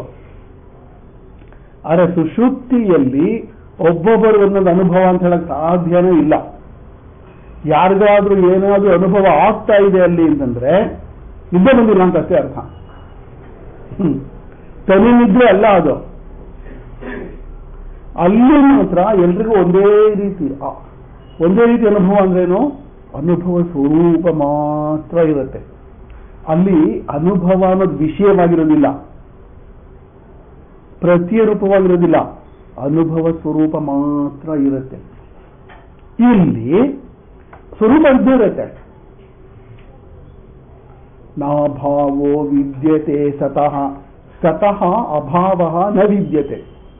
ಸತ್ಸ್ವರೂಪಕ್ಕೆ, ಇರದಿನ ಸ್ವರೂಪಕ್ಕೆ ಅಭಾವ ಅಂದ್ರೆ ಇಲ್ಲದಿರಿದಿಕ್ಕೆ ಅನ್ನೋ ಸಾಧ್ಯನೇ ಇಲ್ಲ. ಈ ಆತ್ಮಸ್ವರೂಪವು ಇರದಿನ ಸ್ವರೂಪ ಸದ್ರೂಪವಾಗಿರೋದ್ರಿಂದ ಇಲ್ಲ ಅಂತ ಕಲ್ಪನೆ ಕೂಡ ಮಾಡೋಕ್ಕಾಗೋದಿಲ್ಲ. ಆಚಾರ್ಯ ತುಂಬಾ ಚೆನ್ನಾಗಿ ಹೇಳ್ತಾರೆ, ಏವ ನಿರಾಕರ್ತ ತಸ್ಯೈವ ಆತ್ಮತ್ವಾತ್ ಅಂತ. ಅರೆ, ಯಾವನಾದ್ರೂ ಅಲ್ಲಗೆಳೆಯೋದಕ್ಕೆ ಅಂತ ಹೋದ್ರೆ ಅವನ ಸ್ವರೂಪವಾಗಿರುತ್ತೆ. ಆತ್ಮನ ಅಸ್ತಿತ್ವವನ್ನು ಅಲ್ಲಗೆಳೆಯುವವನು ಅವನು ಎಲ್ಲಿರ್ತಾನೆ? ಹೆಂಗಿರುತ್ತದು ಅಂತಂದ್ರೆ, ಅಮ್ಮ ತಾಯಿ ನಾನು ಮೂರ್ಗಾನ್ರಮ್ಮ ಒಂಚೂರು ಭಿಕ್ಷೆ ಕೊಡಿ ಅಂತ ಅನ್ನಂಗಾಯ್ತು ಅಂತ. ಮೂರ್ಗಾದ್ರೆ ಕೇಳದಂಗೆ ಕೂಡ ಅಮ್ಮ ಭಿಕ್ಷೆ ಕೊಡಿ ಅಂತ ಕೇಳಬಹುದು. ನಾನು ಮೂರ್ಗ ತಾಯಿ 3 ದಿನದಿಂದ ಏನು ತಿಂದಿಲ್ಲ, ತುಂಬಾ ಹೊಟ್ಟೆ ಹಸಿವಾಗ್ತಾ ಇದೆ, ಊಟ ಹಾಕಿ ಅಂತಂದ್ರೆ ಹೆಂಗ್ ಸಾಧ್ಯ ಅದು ಅಂತ. ಹಾಗೆ ಆತ್ಮನ ಅಸ್ತಿತ್ವವನ್ನು ಅಲ್ಲಗೆಳೆಯುವವನು ಅಂದ ಹೇಳ್ತಾನಲ್ಲ, ಅವನು ಅಲ್ಲೇ ಇರ್ತಾನೆ. ಅದೇ ಆಗಿರ್ತಾನ ಅವನು. ಅದೇ ಇರೋದಿನ ರೂಪವಾಗಿ, ಅದೇ ಅರಿವಿನ ರೂಪವಾಗಿಯೇ ಇದ್ಕೊಂಡಿದ್ದೆ. ಅದರ ಆಧಾರದ ಮೇಲೆ ಪ್ರತ್ಯೇಕಗಳು ತೆಗೆದುಕೊಂಡು ನಾನು ಒಪ್ಕೊಳ್ಳೋದಿಲ್ಲ ಅಂತ ಹೇಳಬಹುದು. ನಾನು ಒಪ್ಕೊಳ್ಳೋದಿಲ್ಲ ಅಂತ ಹೇಳಬೇಕಾದ್ರೆ ನಿಮ್ಗೆ ಆಧಾರ ಯಾವುದು? What is the substratum? ಆತ್ಮದ ರೂಪ ಯಾವುದು? ಅಲ್ಲಿ ಇರ್ತಾನ ಅವನು. ಆತ್ಮನಃ ನಿರೂಪಾಖ್ಯಾನತ್ವಾದ ಅಂತ. ಅಲ್ಲಗೆಳೋದಕ್ಕೆ ಸಾಧ್ಯನೇ ಇಲ್ಲ ರೀ ಅಂದ. ಆತ್ಮನನ್ನು ಅಲ್ಲಗೆಳೋದಕ್ಕೆ ಸಾಧ್ಯನೇ ಇಲ್ಲ. ಅದರಿಂದ ಏನಾಗುತ್ತೆ, ಆ ಸ್ವರೂಪ ಏನಿದೆ ಯಾವಾಗಲೂ ಇದ್ಕೊಂಡಿರುತ್ತೆ. ಅದರ ಜೊತೆಯಲ್ಲಿ ಮನಸ್ಸು ಅಂತಿದೆಯಲ್ಲ, ಇದು ಕೆಲಸ ಮಾಡಕ್ಕೆ ಶುರು ಮಾಡಿಬಿಡುತ್ತೆ. ಯಾವಾಗ ಈ ಪ್ರತ್ಯಯಗಳು ಅನ್ನೋದು ಹೇಳತ್ತೋ, ಅಂತಃಕರಣ ಅನ್ನೋದು ತೋರತ್ತೋ, ಆಗ ಅದು ಎಚ್ಚರ ಅಂತಲೇ ತೋರಿಸುತ್ತೆ. That is important. ಆದ್ರೆ ಆ ರೂಪದ ಪ್ರತ್ಯಯ ಹೋಗಿ ಮತ್ತೊಂದು ರೂಪದ ಪ್ರತ್ಯಯ ಬಂತು ಅಂತಂದ್ರೆ ಹಿಂದಿನದನ್ನ ಕನಸಂತದ್ದು ಇದನ್ನು ಎಚ್ಚರ ಅಂತಲೂ ಹೇಳುತ್ತೆ. ಆ ಪ್ರತ್ಯಯಗಳು ಅಥವಾ ಮನಸ್ಸು ತೋರಿಕೊಳ್ಳುವಾಗ ತಾನು ಸತ್ಯ ಅಂತಾನೆ ಹೇಳೋದು. ತಾನು ಎಂದಿಗೂ ಸುಳ್ಳು ತಪ್ಕೊಳ್ಳೋದೇ ಇಲ್ಲ ಅದು. ಯಾಕೆಂದ್ರೆ ಅದಕ್ಕೆ ಹಿಂತಡಿಕೆಯಾಗಿ ಸದ್ರೂಪ ಸತ್ಯ ಸ್ವರೂಪ ಇದೆ. ಆದ್ರಿಂದ ಅದರ ಹಿಂತಡಿಕೆ, ಅದರ ಬೆಂಬಲ ಇರೋದ್ರಿಂದ ತಾನು ನಿಜ ಅಂತಾನೆ ತೋರಿಸ್ಕೊಡತ್ತೆ. ಅದೇನೇ ಇರಲಿ. ಆದ್ರೆ ಇದು ಈ ಮನಸ್ಸನ್ನು ತೋರಿಕೊಂಡಾಗ ಈ ಮನಸ್ಸೇ ಹೊರಗಡೆ ಜಗತ್ತನ್ನೋದನ್ನ ತೋರ್ಸಕ್ಕೆ ಹೊರತು ವಸ್ತು, ಅದೇ ಕಾರಣದ ವಸ್ತು ಇರೋದಿಲ್ಲ. ಅದರಿಂದ ಆಚಾರ್ಯ ಹೇಳ್ತಾರೆ, ಇದು ಮನಸ್ಸಿಗೆ ಅಂತಃಕರಣಕ್ಕೆ ಸಂಬಂಧಪಟ್ಟಿದ್ದ ಹೊರತು ವಸ್ತುವಿಗಲ್ಲ. ಅದರಲ್ಲಿ ಜಗತ್ತು ಅನ್ನೋದು ಇದೆಯಲ್ಲ, ಹೇಗೆ ಹಗ್ಗದಲ್ಲಿ ಸರ್ಪ ಅನ್ನೋದು ಬರೀ ಮನಸ್ಸು ಮನೋವಿಕಾರ ಮಾತ್ರ ಹೊರತು ಆ ರಜ್ಜುವಿನಲ್ಲಿ ಏನೂ ಆಗಿಲ್ವೋ, ಅದೇ ರೀತಿ ಜಗತ್ತನ್ನುವುದು ವಿಕಲ್ಪ ಮಾತ್ರ. ಆತ್ಮಸ್ವರೂಪವಾಗಿಯೇ ಇರತ್ತೆ. ಹಾವು ಅಂದುಕೊಂಡಾಗಲೂ ಹಗ್ಗ ಮಾತ್ರವೇ ಇರುವಂತೆ ಜಗತ್ ಅಂದುಕೊಂಡಾಗಲೂ ಅದ್ವಿತೀಯವಾದ ಆತ್ಮಸ್ವರೂಪ ಮಾತ್ರವೇ ಇರತ್ತೆ. ಅದು ಮುಖ್ಯವಾಗಿರೋದು. ಹೀಗಿರೋದ್ರಿಂದ ವಸ್ತು ಇಲ್ಲ, ಜಗತ್ತನ್ನೋ ಒಂದು ವಸ್ತು ಇಲ್ಲ. ಆದರೆ ಜಗತ್ತು ತೋರ್ಬೇಕಾದ್ರೆ ಆತ್ಮಸ್ವರೂಪದ ಹಿಂತಡಿಕೆ ಬೇಕೇ ಬೇಕು. ಆತ್ಮಸ್ವರೂಪದ ಆಸ್ಪದವು ಬೇಕೇ ಬೇಕು. ಆಚಾರ್ಯರು ಮಾಂಡುಕ್ಯ ಭಾಷ್ಯ ಬರೆಯುವಾಗ ತುರಿಯ ಕಾರಿಕೆಯನ್ನು ಬರೆಯುವಾಗ ಹೇಳ್ತಾರೆ, ಈ ವೈಶ್ವಾನರ ತೈಜಸ ಪ್ರಾಜ್ಞರುಗಳು ಪರಮಾರ್ಥ ದೃಷ್ಟಿಯಿಂದ ನೋಡಿದ್ರೆ ನಿಜವಾಗಿಲ್ಲ. ಅವಸ್ಥೆಗಳು ಅನ್ನೋದೇ ನಿಜವಾಗಿಲ್ಲ ಅಂತಾದ್ರೆ ಸ್ವರೂಪದಲ್ಲಿ ಅವಸ್ಥೆಗಳ ದೃಷ್ಟಿಯಿಂದ ವೈಶ್ವಾನರಾದಿಗಳು ತಿಳಿದ್ರಲ್ಲ, ಎಲ್ಲಿರುತ್ತದೋ ಇರೋದಕ್ಕೆ ಸಾಧ್ಯವಲ್ಲ. ಆದ್ದರಿಂದ ಈ ತುರಿಯ ಸ್ವರೂಪವನ್ನ ಹೇಗೂ ಹೇಳೋದಕ್ಕೆ ಬರೋದಿಲ್ಲ. ಆದ್ದರಿಂದ ನಕಾರಾತ್ಮಕವಾಗಿ ನಾಂತಃ ಪ್ರಜ್ಞಂ ನ ಬಹಿಷ್ಪ್ರಜ್ಞಂ ನೋಭಯತಃ ಪ್ರಜ್ಞಂ ನ ಪ್ರಜ್ಞಾನಘನಂ ನ ಪ್ರಜ್ಞಂ ನಾ ಪ್ರಜ್ಞಂ ಅದೃಷ್ಟಂ ಅವ್ಯವಹಾರ್ಯಂ ಅದೃಷ್ಟಂ ಅಚಿಂತ್ಯಂ ಅವ್ಯಪದೇಶಂ ಅವ್ಯಪದೇಶ್ಯಂ ಅಂತೆಲ್ಲ ಹೇಳ್ಕೊಂಡು ಬಂದಿದೆ. ಇನ್ನು ಹೇಳಕ್ಕಾಗೋದಿಲ್ಲ ಅಂತ. ಯಾಕೆ ಅಂತಂದ್ರೆ ಅಂತಃಪ್ರಜ್ಞತ್ವಾದಿಗಳು ಶಾಸ್ತ್ರ ಅಧ್ಯಾರೋಪ ಮಾಡಿರಬಹುದು. ಆದರೆ ನಾವು ಕಲ್ಪನೆ ಮಾಡಿಕೊಂಡಿರುವ ಎಚ್ಚರ, ಕನಸು, ನಿದ್ರೆ ಎನ್ನುವ ಅವಸ್ಥೆಗಳ ದೃಷ್ಟಿಯಿಂದ ತಾನೇ ಅದನ್ನು ಹೇಳಿದ್ದು.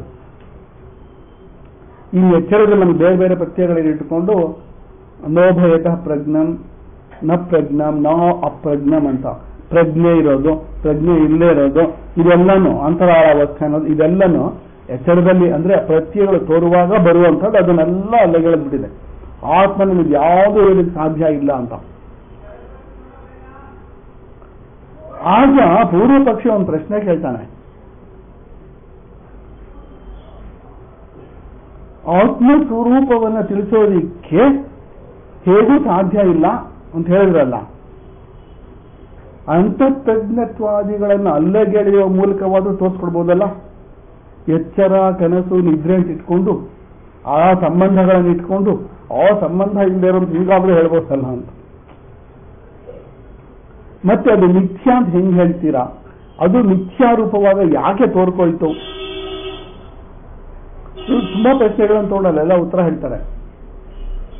ಈ ಮಿಥ್ಯೆಗಳು ಆತ್ಮನನ್ನೇ ಅವಲಂಬಿಸಿಕೊಂಡು ತೋರ್ತಾ ಇದೆ ಅನ್ನೋದಕ್ಕೇನು ಆಧಾರ ಏನಿದೆ, ಅನುಭವ ಏನಿದೆ ಅಂತೆಲ್ಲ ಕೇಳ್ತಾನೆ.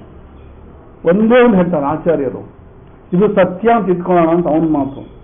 ಆಚಾರ್ಯ ಹೇಳ್ತಾರೆ ಇಲ್ಲ, ಇದು ಸತ್ಯ ಅಲ್ಲ. ಯಾಕೆ? ಯಾವುದು ಸತ್ಯ? ಯಾವುದು ಇಲ್ಲ ಅಂತ ಆಗೋದಿಲ್ವೋ ಅದು ಸತ್ಯ. ಇಲ್ಲ ಅಂತಾದ್ರೆ ಅದು ಸತ್ಯ ಅಲ್ಲ. ಎಚ್ಚರ ಅನ್ನೋದು ಕನಸಿದ್ದಾಗ್ಲೂ ಇರೋದಿಲ್ಲ, ನಿದ್ದೆ ಇದ್ದಾಗ್ಲೂ ಇರೋದಿಲ್ಲ. ಅದೇ ರೀತಿ ಕನಸು ಇನ್ನೆರಡು ತೋರುವಾಗಿರೋದಿಲ್ಲ, ನಿದ್ರೆ ಅನ್ನೋದು ಇದೆರಡು ತೋರುವಾಗಿರೋದಿಲ್ಲ. ಆದ್ದರಿಂದ ಇರೋದಿಲ್ಲ ಅಂತ ಆಗ್ಬಿಡುತ್ತೆ. ಅದು ನಿಜವಾದ ಇರೋದಿನ ಗುರುತಲ್ಲ, ಹೆಗ್ಗುರುತಲ್ಲ. ಯಾವುದು ಇಲ್ಲ ಅಂತ ಕಲ್ಪನೆ ಕೂಡ ಮಾಡೋಕ್ಕಾಗೋದಿಲ್ಲ. ಎಚ್ಚರ, ಕನಸು, ನಿದ್ರೆಗಳನ್ನು ಕೂಡ ಬೆಳಗುವ ಅರಿವಿನ ಸ್ವರೂಪವನ್ನ ಹೆಂಗಲ್ಲಿ ಗೆಳೆಯಕ್ಕಾಗತ್ತೆ? ಕನಸು ಮತ್ತು ನಿದ್ರೆಗಳು ಕೂಡ ಅರಿವಿಗೆ ವಿಷಯವಾಗಲಿಲ್ಲ ಅಂತಾದರೆ, ಅಂದ್ರೆ ಅದು ಗೊತ್ತಾಗಲಿಲ್ಲ ಅಂತ ಆಯ್ತು. ಆಗ ಅನುಭವಕ್ಕೆ ವಿಷಯವಾಗಲಿಲ್ಲ ಅಂತಾದ್ರೆ ಕನಸಿನ ಬಗ್ಗೆ, ನಿದ್ದೆಯ ಬಗ್ಗೆ ಎಚ್ಚರದಲ್ಲಿ ಹೆಂಗ್ ಮಾತಾಡಕ್ಕಾಗತ್ತೆ? ಕಂಡವರೇ ಇಲ್ಲ ಅಂತ ಆಗ್ಬಿಟ್ರೆ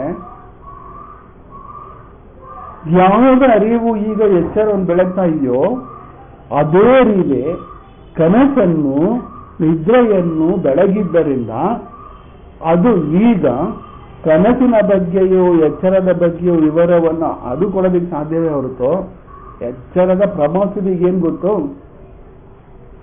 ನಿಜವಾಗಿ ಎಚ್ಚರದ ಪ್ರಮಾಸದಿಗೆ ಎಚ್ಚರನೇ ಗೊತ್ತಿಲ್ಲ, ಹೇಳ್ತಾನಷ್ಟೇನೆ.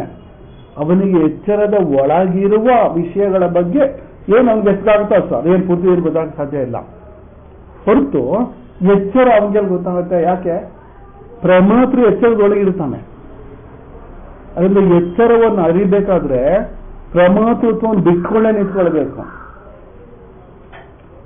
ಯಾಕಂದ್ರೆ ಎಚ್ಚರದ ಒಳಗೆ ಅವನಿರೋದ್ರಿಂದ ಪ್ರಮಾತೃವನ್ನು ವಿಷಯೀಕರಿಸಬೇಕು. ಪ್ರಮಾತೃವನ್ನು ವಿಷಯೀಕರಿಸುವವನು ಪ್ರಮಾತೃ ಆಗೋದಕ್ಕೆ ಸಾಧ್ಯನೇ ಇಲ್ಲ, ಸಾಕ್ಷಿನೇ ಆಗಿರಬೇಕು. ಇವು ಸಾಕ್ಷಿ ಸ್ವರೂಪವೇ ಆಗಿರುತ್ತಾನೆ. ಆದರೆ ಸಾಕ್ಷಿ ಸ್ವರೂಪವಾಗಿರೋದನ್ನು ಗುರುತಿಸಲ್ದೇ ಇಲ್ದಿರೋದ್ರಿಂದ ಪ್ರಮಾತೃ ಅನ್ಕೊಂಡ್ಬಿಡ್ತಾನೆ ಅಷ್ಟೇನೆ. ಅದು ಏನೂ ಇಲ್ಲ. ಈ ತಪ್ಪು ತಿಳುವಳಿಕೆ ಮಿಥ್ಯಾಜ್ಞಾನ ಅನ್ನೋದೇನಿದೆ, ಮಿಥ್ಯಾಜ್ಞಾನ ಅನ್ನೋದಾಗಬೇಕಾದ್ರೆ ಒಂದು ಆಸ್ಪದ ಬೇಕೇ ಬೇಕು. ಶೂನ್ಯ ಮೇಲ ತರ್ಹಿತದ ಅಂತ ಹೇಳ್ತಾನೆ ನಾನು. ಯಾವುದೂ ಇಲ್ಲ ಅಂತಂದ್ರೆ ಅಂತಃಪ್ರಜ್ಞ ಇಲ್ಲ, ಬಹಿಷ್ಪ್ರಜ್ಞ ಇಲ್ಲ, ಉಭಯದ ಪ್ರಜ್ಞಾ ಇಲ್ಲ, ಪ್ರಜ್ಞಾನಜನ ಇಲ್ಲ, ಯಾವುದೂ ಇಲ್ಲ. ಅದೃಷ್ಟಂ ಅದ್ರೇಶ್ಯಂ ಅಗ್ರಾಹ್ಯಂ ಅಂತ ನೀವೆಲ್ಲ ಹೇಳ್ಬಿಟ್ರೆ ಶೂನ್ಯ ಮೇಲ ತರ್ಹಿತದ ಅಂತ ಹೇಳ್ತಾನೆ ಪೂರ್ವ ಪಕ್ಷಿ. ಸಾಧ್ಯ ಇಲ್ಲ ಅಂತಾರವರು. ಯಾಕೆಂದ್ರೆ ತಪ್ಪು ತಿಳುವಳಿಕೆ, ಇದೆಲ್ಲ ತಪ್ಪು ತಿಳುವಳಿಕೆ ಅಂತ ಅಲ್ಗೆಳ್ದಿರೋದು. ತಪ್ಪು ತಿಳುವಳಿಕೆ ಅನ್ನೋದು ಆಗ್ಬೇಕಾದ್ರೂ ಒಂದು ಆಸ್ಪದ ಬೇಕೇ ಬೇಕು. ನಿರಾಸ್ಪದ ರೂಪವಾಗಿ ಅಂದ್ರೆ ಆಸ್ಪದವು ಇಲ್ಲದೆಯೇ ಮಿಥ್ಯಾಜ್ಞಾನ ಅನ್ನೋದಾಗ ಸಾಧ್ಯನೇ ಇಲ್ಲ. ಹಗ್ಗ ಅನ್ನೋದು ಇಲ್ದಿರ, ಯಾವ ವಸ್ತುವು ಇಲ್ದಿರ ಸುಮ್ಮನೆ ಹಾವು ತೊಡೋದಕ್ಕೆ ಸಾಧ್ಯನೇ ಇಲ್ಲ. ಆಕಾಶದಲ್ಲಿ ಹಾವಾಗ್ಲಿ, ಆಕಾಶದಲ್ಲಿ ಬೆಳ್ಳಿ ಆಗಲಿ ತೋರ್ಕೊಳಕ್ ಸಾಧ್ಯನಾ? ಅದಕ್ಕೆ ತಕ್ಕಂಥದ್ದು ಏನೊಂದು ಇರಬೇಕು. ಹಗ್ಗದಲ್ಲಿ ಹಾವು, ಕಪ್ಪೆ ಚಿಪ್ಪಿನಲ್ಲಿ ಬೆಳ್ಳಿ, ಮರಳುಗಾಡಿನಲ್ಲಿ ನೀರು ಇತ್ಯಾದಿಗಳು ಏನಾದ್ರೂ ಒಂದು ಬೇಕೇ ಬೇಕು. ಅದರಿಂದ ತಪ್ಪು ತಿಳುವಳಿಕೆಗೆ ಸರಿಯಾದ ತಿಳುವಳಿಕೆ ಅನ್ನೋದೊಂದು ಇರಲೇಬೇಕು. ಇಲ್ಲರಿ ತಪ್ಪು ತಿಳುವಳಿಕೆ ಆಗೋದೇ ಇಲ್ಲ. ಹಗ್ಗ ಎನ್ನುವುದು ಸರಿಯಾದ ತಿಳುವಳಿಕೆ ಅನ್ನುವ ದೃಷ್ಟಿಯಿಂದ ಹಾವನ್ನು ತಪ್ಪು ತಿಳುವಳಿಕೆ ಅಂತ ಹೇಳ್ತೀರಾ. ಇಲ್ಲವ್ರು ಹಾವು ತಪ್ಪು ಅಂತ ಹೆಂಗೆ ಹೇಳ್ತೀರಾ? ಸರಿಯಾದ ತಿಳುವಳಿಕೆ ದೃಷ್ಟಿಯಿಂದ ತಾನೇ ಇದು ತಪ್ಪು ಅಂತ ಹೇಳಬೇಕು. ಸರಿಯಾದ್ದು ಇಲ್ಲ, ತಪ್ಪಾದದ್ದು ಇಲ್ಲ ಅಂದ್ರೆ ಆಗ ಅದರಿಂದ ಯಾವುದೇ ಒಂದು ದೃಶ್ಯವು ತೋರ್ಬೇಕಾದ್ರೆ ಆಸ್ಪದವಿಲ್ಲದೆ ತೋರೋದಕ್ಕೆ ಸಾಧ್ಯನೇ ಇಲ್ಲ. ಅದನ್ನ ಜಗತ್ತೇ ದೃಶ್ಯ ಅಂತ ಹಾಕ್ಬಿಟ್ರೆ ಅದಕ್ಕೊಂದು ಆಸ್ಪದ ಬೇಕೇ ಬೇಕು. ಅದು ಅನಿವಾರ್ಯವಾಗಿ ಅರಿವಿನ ಸ್ವರೂಪವೇ ಆಗಿರ್ಬೇಕು. ಇಲ್ಲರೂ ಗೊತ್ತಾಗದೆ ನಿಮಗೆ ಆ ಅರಿವಿನ ಸ್ವರೂಪವನ್ನು ಗುರುತಿಸದೇ ಇರೋದ್ರಿಂದ ಜಗತ್ತು ಅಂತ ತಪ್ಪಾಗಿ ತಿಳ್ಕೊಳ್ಳೋದಕ್ಕೆ ಸಾಧ್ಯ ಆಗ್ತಾನೆ. ಆಗಲೂ ಕೂಡ ಜಗತ್ತೇನಿರೋದಿಲ್ಲ. ಹಗ್ಗವನ್ನು ಅರಿಯದೇ ಇರುವುದರಿಂದ ನಾನು ಹಾವೆಂದುಕೊಂಡ ಮಾತ್ರಕ್ಕೆ ಹಾವೇನಿರೋದಿಲ್ಲ. ಅಲ್ಲಿ ಹಗ್ಗವೇ ಇರೋದು. ಅದೇ ರೀತಿಯಲ್ಲಿ ಜಗತ್ತು ಅಂತ ಅಂದುಕೊಂಡ ಮಾತ್ರಕ್ಕೆ ಜಗತ್ತೇನಿರೋದಿಲ್ಲ, ಆತ್ಮಸ್ವರೂಪವೇ ಇರೋದು. ಏನಂತಂದ್ರೆ ದೃಷ್ಟಾಂತ ದಾರ್ಶನಿಕರು ಏನೋ ಕಥೆ ಹೇಳ್ಕೊಂಡು ಹೋಗೋದು ಅಂತಲ್ಲ, ಜೀವನದಲ್ಲಿ ನೋಡ್ಕೊಳ್ಬೇಕಾಗಿರೋಂಥದ್ದು ಇದು. ನಾವೇನು ಜಗತ್ತು, ಈ ಜೀವನ ಸತ್ಯ, ಅದು ಸತ್ಯ, ಇದು ಸತ್ಯ ನಾವೇನೇನು ಅನ್ಕೊಂಡು ಹೋಗ್ತಾ ಇರ್ತೀವಲ್ಲ, ಅದು ನೋಡ್ಕೊಳ್ಬೇಕಾಗಿರೋಂಥದ್ದು. ನಾವಿದನ್ನು ಪರೀಕ್ಷೆ ಮಾಡಿ ಅನುಭವದ ಬೆಳಕಿನಿಂದ ಇದನ್ನು ಪರೀಕ್ಷೆ ಮಾಡಿ ಆ ಸ್ವರೂಪವನ್ನು ಗುರುತಿಸ್ಲಿಲ್ಲ ಅಂದ್ರೆ ಏನು ಪ್ರಯೋಜನ ಆಗೋದಿಲ್ಲ. ಈ ದೃಷ್ಟಾಂತ ದಾರ್ಶಾಂತ ಅಂತ ಹೇಳ್ಕೊಂಡು ಓಡ್ತಾ ಇದ್ರೆ ಏನು ಪ್ರಯೋಜನ ಆಗೋದಿಲ್ಲ. ಜಗತ್ತು ನಾವು ಏನಾದ್ರೂ ಹೇಳ್ತಾ ಇರಲಿ, ಕೊನೆಗೆ ಈ ಜಗತ್ತನ್ನುವುದು ಕೂಡ ಅಂತಃಕರಣದಲ್ಲಿರೋದು, ಅಲ್ಲಿಗೆ ಬಂದು ನಿಂತ್ಕೊಳ್ಬೇಕು ನಾವು. ಅಂತಃಕರಣ ಬಿಟ್ರೆ ಜಗತ್ ಅಂತ ಹೇಳಕ್ ಆಗದೇ ಇಲ್ಲ ನಮ್ಗೆ, ಪ್ರತ್ಯಯ ಬಿಟ್ರೆ. ಅದರಿಂದ ಪ್ರತ್ಯಯ ಇದೆಯಾ ಅನ್ನೋದು ಮುಖ್ಯ ನಮ್ಗೆ ಬೇಕಾಗಿರೋದು. ಅಲ್ಲಿ ತನಕ ನಾವು ಓದ್ದಿರ ಹೋದ್ರೆ ಹಿಂಗೆ ಪ್ರಮಾತ್ರಗಳಾಗೇ ಇರ್ತೀವಿ, ಬೇಕಾದ್ರೆ ನಾವು ಪಾಠ ಮಾಡ್ತಾ ಹೋಗ್ತಾ ಇರ್ತೀವಿ. ಅದಲ್ಲ, ಇಷ್ಟನ್ನು ಯಾಕೆ ಹೇಳಿದ್ರು ನೋಡ್ಕೊಳಕ್ಕೋಸ್ಕರ, ಪಾಠ ಮಾಡಕ್ಕಲ್ಲ. ಪಾಠ ಮಾಡಕ್ಕೆ ಉಪಯೋಗಿಸ್ಕೊಂಡ್ರೆ ನಮ್ ದುರಾದೃಷ್ಟ ಅಷ್ಟೇನೆ, ಅಥವಾ ಅಷ್ಟಿಗೆ ಮಾತ್ರ ಉಪಯೋಗಿಸ್ಕೊಂಡ್ರೆ ನಮ್ ದುರಾದೃಷ್ಟ ಅಷ್ಟೇನೆ. ನೋಡ್ಕೊಳ್ಬೇಕಾಗಿರೋಂಥದ್ದು ಇದು. ಅರಿವಿಗಿಂತ ಬೇರೆಯಾಗಿ ಪ್ರತ್ಯೇಕೇನಾದ್ರೂ ಅಸ್ತಿತ್ವ ಇದೆಯಾ ಅಂತ ಇಲ್ಲ. ಪ್ರತ್ಯಯ ಬಿಟ್ಟರೆ ಜಗತ್ ಅಂತ ಹೇಳಕ್ ಆಗೋದಿಲ್ಲ. ಆದ್ರಿಂದ ನಾವು ಜಗತ್ತಂತ ಹೇಳುತ್ತಿರುವಾಗಲೂ ಬರೀ ಅರಿವು ಮಾತ್ರವೇ ಇರುತ್ತೆ. ಇದೊಂದು ತಪ್ಪು ತಿಳುವಳಿಕೆ. ಜಗತ್ತು ಅಥವಾ ಪ್ರತ್ಯಯ ಅನ್ನುವಂಥದ್ದು ತಪ್ಪು ತಿಳುವಳಿಕೆ ಮಾತ್ರ. ಅದರಿಂದಲೇ ಇದಕ್ಕೆ ಅಸ್ತಿತ್ವ ಇಲ್ಲ ಅಂತ ತೋರುತ್ತಿರುವಾಗಲೂ ಕೂಡ ಅಸ್ತಿತ್ವ ಇಲ್ಲ. ಆದವು ಅಂತೇಚ ಎನ್ನಾಸ್ತಿ ವರ್ತಮಾನೇತಿ ತಥಾ ಅಂತ ಕಾರಿಕಾಚಾರ್ಯರು, ಗೌಡಪಾದಾಚಾರ್ಯರು. ತೋರುವ ಮೊದಲು ಅದು ಆಮೇಲೆ ಕರಗಿದ ಅನಂತರ ಯಾವುದು ಇರುವುದಿಲ್ಲವೋ ಅದು ತೋರುತ್ತಿರುವಾಗಲೂ ನಿಜವಾದ ಇರುವಿಕೆ ಇಲ್ಲದೇ ಆಗಿದೆ. ತೋರಿಕೆ ಇದೆ ಅಷ್ಟೇ ಹೊರತು ಇರುವಿಕೆ ಇಲ್ಲ. ಅದರಲ್ಲಿ ಆಚಾರ್ಯರು ಕಾರಿಕೆ ಕೊಡದಿರೋ ಹೋದ್ರು ಆ ವಿಷಯವನ್ನಲ್ಲಿ ನಾಸತ್ವ ವಿದ್ಯುತ ಭಾವನಾದ್ರೂ ತೋರಿಸ್ತಾರೆ. ತುಂಬಾ ಮುಖ್ಯವಾಗಿರುವಂಥದ್ದು ಅಲ್ಲೆಲ್ಲ ಏನ್ ಗೊತ್ತಾ, ಒಂದೊಂದು, ಯಾಕಂದ್ರೆ ಸಾಂಖ್ಯ ಇದು, ಒಂದೊಂದರಲ್ಲಿಯೂ ಅರಿವು ಅನ್ನೋ ಹೊರೆಗಲ್ಲಿ ಇಟ್ಕೊಂಡು ಉಜ್ಜಿ ನೋಡ್ಕೊಳ್ಬೇಕು. ಹೌದಾ ಅಲ್ವಾ ಅಂತ ನೋಡ್ಕೊಂಡು ಬರಬೇಕು. ಸುಮ್ಮನೆ ಕೇಳ್ಕೊಂಡು ಹೋಗ್ತಾ ಇದ್ರೆ ಏನು ಪ್ರಯೋಜನ ಆಗುದಿಲ್ಲ. ಆಚಾರ್ಯರು 31ನೇ ಶ್ಲೋಕ 2:31 ಏಷಾ ತೇ ಬೃಹಿತ ಸಾಂಖ್ಯೆ ಉದ್ಧೇರ್ಯೋಗೇರ್ತಿ ಮಾಂಸೂನು ಅಂತ ಹೇಳ್ತಾನಲ್ಲ, ಸಾಂಖ್ಯ ಅಂತ ಬಂದಿದೆಯಲ್ಲಿ ಸಂಖ್ಯಾ ಅನ್ನುವಂತಹ ಮಾತಿಗೆ ಅರ್ಥ ಇಲ್ಲಿ ಸಂಖ್ಯಾ ಅಂದ್ರೆ ಸಂಖ್ಯಾ ತತ್ವ ವಿಚಾರಣ ಸಮರಕಾರ ಹೇಳೋದು. ಸಂಖ್ಯಾ ಅನ್ನುವಂಥ ಶಬ್ದ ತತ್ವವನ್ನ ವಿಚಾರಣೆ ಮಾಡುವುದು ಅಂತ. ಇಲ್ಲಿ ಆಚಾರ್ಯರು ಆತ್ಮಸ್ವರೂಪದ ಬಗ್ಗೆ ಚಿಂತನೆ ಅಂತ. ಅದು ನಾವೇನೇನೋ ಪ್ರತ್ಯಯಗಳು ಇಟ್ಕೊಂಡು ಆಲೋಚನೆ ಮಾಡ್ತಾ ಇರ್ತೇವಲ್ಲ, ಅವೆಲ್ಲ ಅಲ್ಲ. ಸ್ವರೂಪದಲ್ಲಿ ನಿಲುಗಡೆ ಕೊಡುವಂತಹ ಚಿಂತನೆಗೆ ಹೇಳ್ತಾ ಇರೋದಲ್ಲಿ ಸಾಂಖ್ಯ ಅಂತ. ನಿಜವಾಗ ಸಾಂಖ್ಯ ಯೋಗ ಸಾಧನೆ ಅದು. ಆದ್ರೆ ಆತ್ಮಸ್ವರೂಪವಾಗಿಯೇ ನಿಂತ್ಕೊಂಡ್ಬಿಡ್ತಾನಲ್ಲ, ಅದು ಸಾಂಖ್ಯ ಅಂತ. ಅದು ಈಗಲೇ ಸಾಕ್ಷಾತ್ ಮೋಕ್ಷಪ್ರದ ಅದು ಅಂತ, ಅದಕ್ಕೆ ಸಾಂಖ್ಯ ಅಂತ ಹೆಸರು. ಅದರಿಂದ ಇಷ್ಟು ಶ್ಲೋಕಗಳು ಕೂಡ ಸಾಂಖ್ಯವನ್ನೇ ಹೇಳ್ತಾ ಇದೆ ಅಂತಂದ್ರೆ, ಆಕ್ಚುಲಿ ಈ ಮೊದಲ ಒಂದು ಭಗವಂತನ ಉಪದೇಶ 11ರಿಂದ ಶುರು ಆಗೋದು. ಅಲ್ಲಿಂದ ಒಂದು 8-10 ಶ್ಲೋಕಗಳೇನಿದೆ ಅದನ್ನ ಇಟ್ಕೊಂಡೆ ಪೂರ್ತಿ ಅಧ್ಯಾಯಕ್ಕೆ ಸಾಂಖ್ಯ ಯೋಗ ಅಂತ ಇಟ್ಬಿಟ್ರು. ಸಾಂಖ್ಯ ಭಾಗ ಅಷ್ಟೇ ಇರೋದು. ಆಮೇಲೆ ಕೊನೆಯಲ್ಲಿ ಸ್ಥಿತಪ್ರಜ್ಞ ಲಕ್ಷಣಗಳು ಅನ್ನೋದ್ರಲ್ಲಿ ಇದರ ಫಲವನ್ನು ಹೇಳಿದೆ.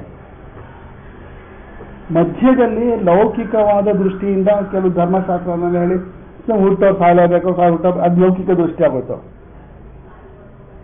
ಅದು ಬಿಟ್ಟು ಉಪಾಯ ಯೋಗವನ್ನು ಹೇಳ್ತೀನಿ ಅಂತಾನಲ್ಲ, ಯೋಗ ಅಂದ್ರೆ ತತ್ ಪ್ರಾಪ್ತಿ ಉಪಾಯ ಸಾಧನೆ ಅಂತ ಅರ್ಥ. ಆ ಕರ್ಮಯೋಗ ಅಂತ ಅಲ್ಲಿ ಸಾಧನೆಯನ್ನು ಹೇಳ್ತಾನೆ ಭಗವಂತ. ಆ ಕರ್ಮಯೋಗ ಎನ್ನುವ ಸಾಧನೆಯನ್ನ ಮಾಡಿ ಈ ಸಾಂಖ್ಯ ದೃಷ್ಟಿಯನ್ನು ಸಂಪಾದನೆ ಮಾಡಿಕೊಂಡು ತತ್ವ ಅಂತ ತಿಳ್ಕೊಂಡವ್ರಿಗೆ ಫಲ ಏನಂದ್ರೆ ಸ್ಥಿತಪ್ರಜ್ಞತ್ವ. ಫಲವನ್ನು ಕೂಡ ಹೇಳಿದೆ. ಸಾಂಖ್ಯದಿಂದ ಪ್ರಾರಂಭ ಮಾಡಿಕೊಂಡು ಅದರ ಫಲವಾದ ಸ್ಥಿತಪ್ರಜ್ಞತ್ವ ಅಥವಾ ಮುಕ್ತ ಆದಷ್ಟು ಹೇಳಿ ಮಧ್ಯ ಸಾಧನೆಯನ್ನು ಇಟ್ಟಿದೆ ಅಲ್ಲಿ. ಪ್ರಾಸಂಗಿಕವಾಗಿ ಲೌಕಿಕ ದೃಷ್ಟಿಯನ್ನು ಹೇಳಿದೆ. ಯಾಕೆಂದ್ರೆ ಎಲ್ರಿಗೂ ಲೌಕಿಕ ದೃಷ್ಟಿ ಬಿಡಕ್ ಆಗೋದಿಲ್ಲ ಅನ್ನೋ ದೃಷ್ಟಿಯಿಂದ, ಅಟ್ಲೀಸ್ಟ್ ಪ್ರಾರಂಭದಲ್ಲಿ ಆಗೋದಿಲ್ಲ ಆ ದೃಷ್ಟಿಯಿಂದ ಹೇಳಿದೆ. ಒಟ್ಟಿನಲ್ಲಿ ಏನ್ ಗೊತ್ತಾ ಅಂತ,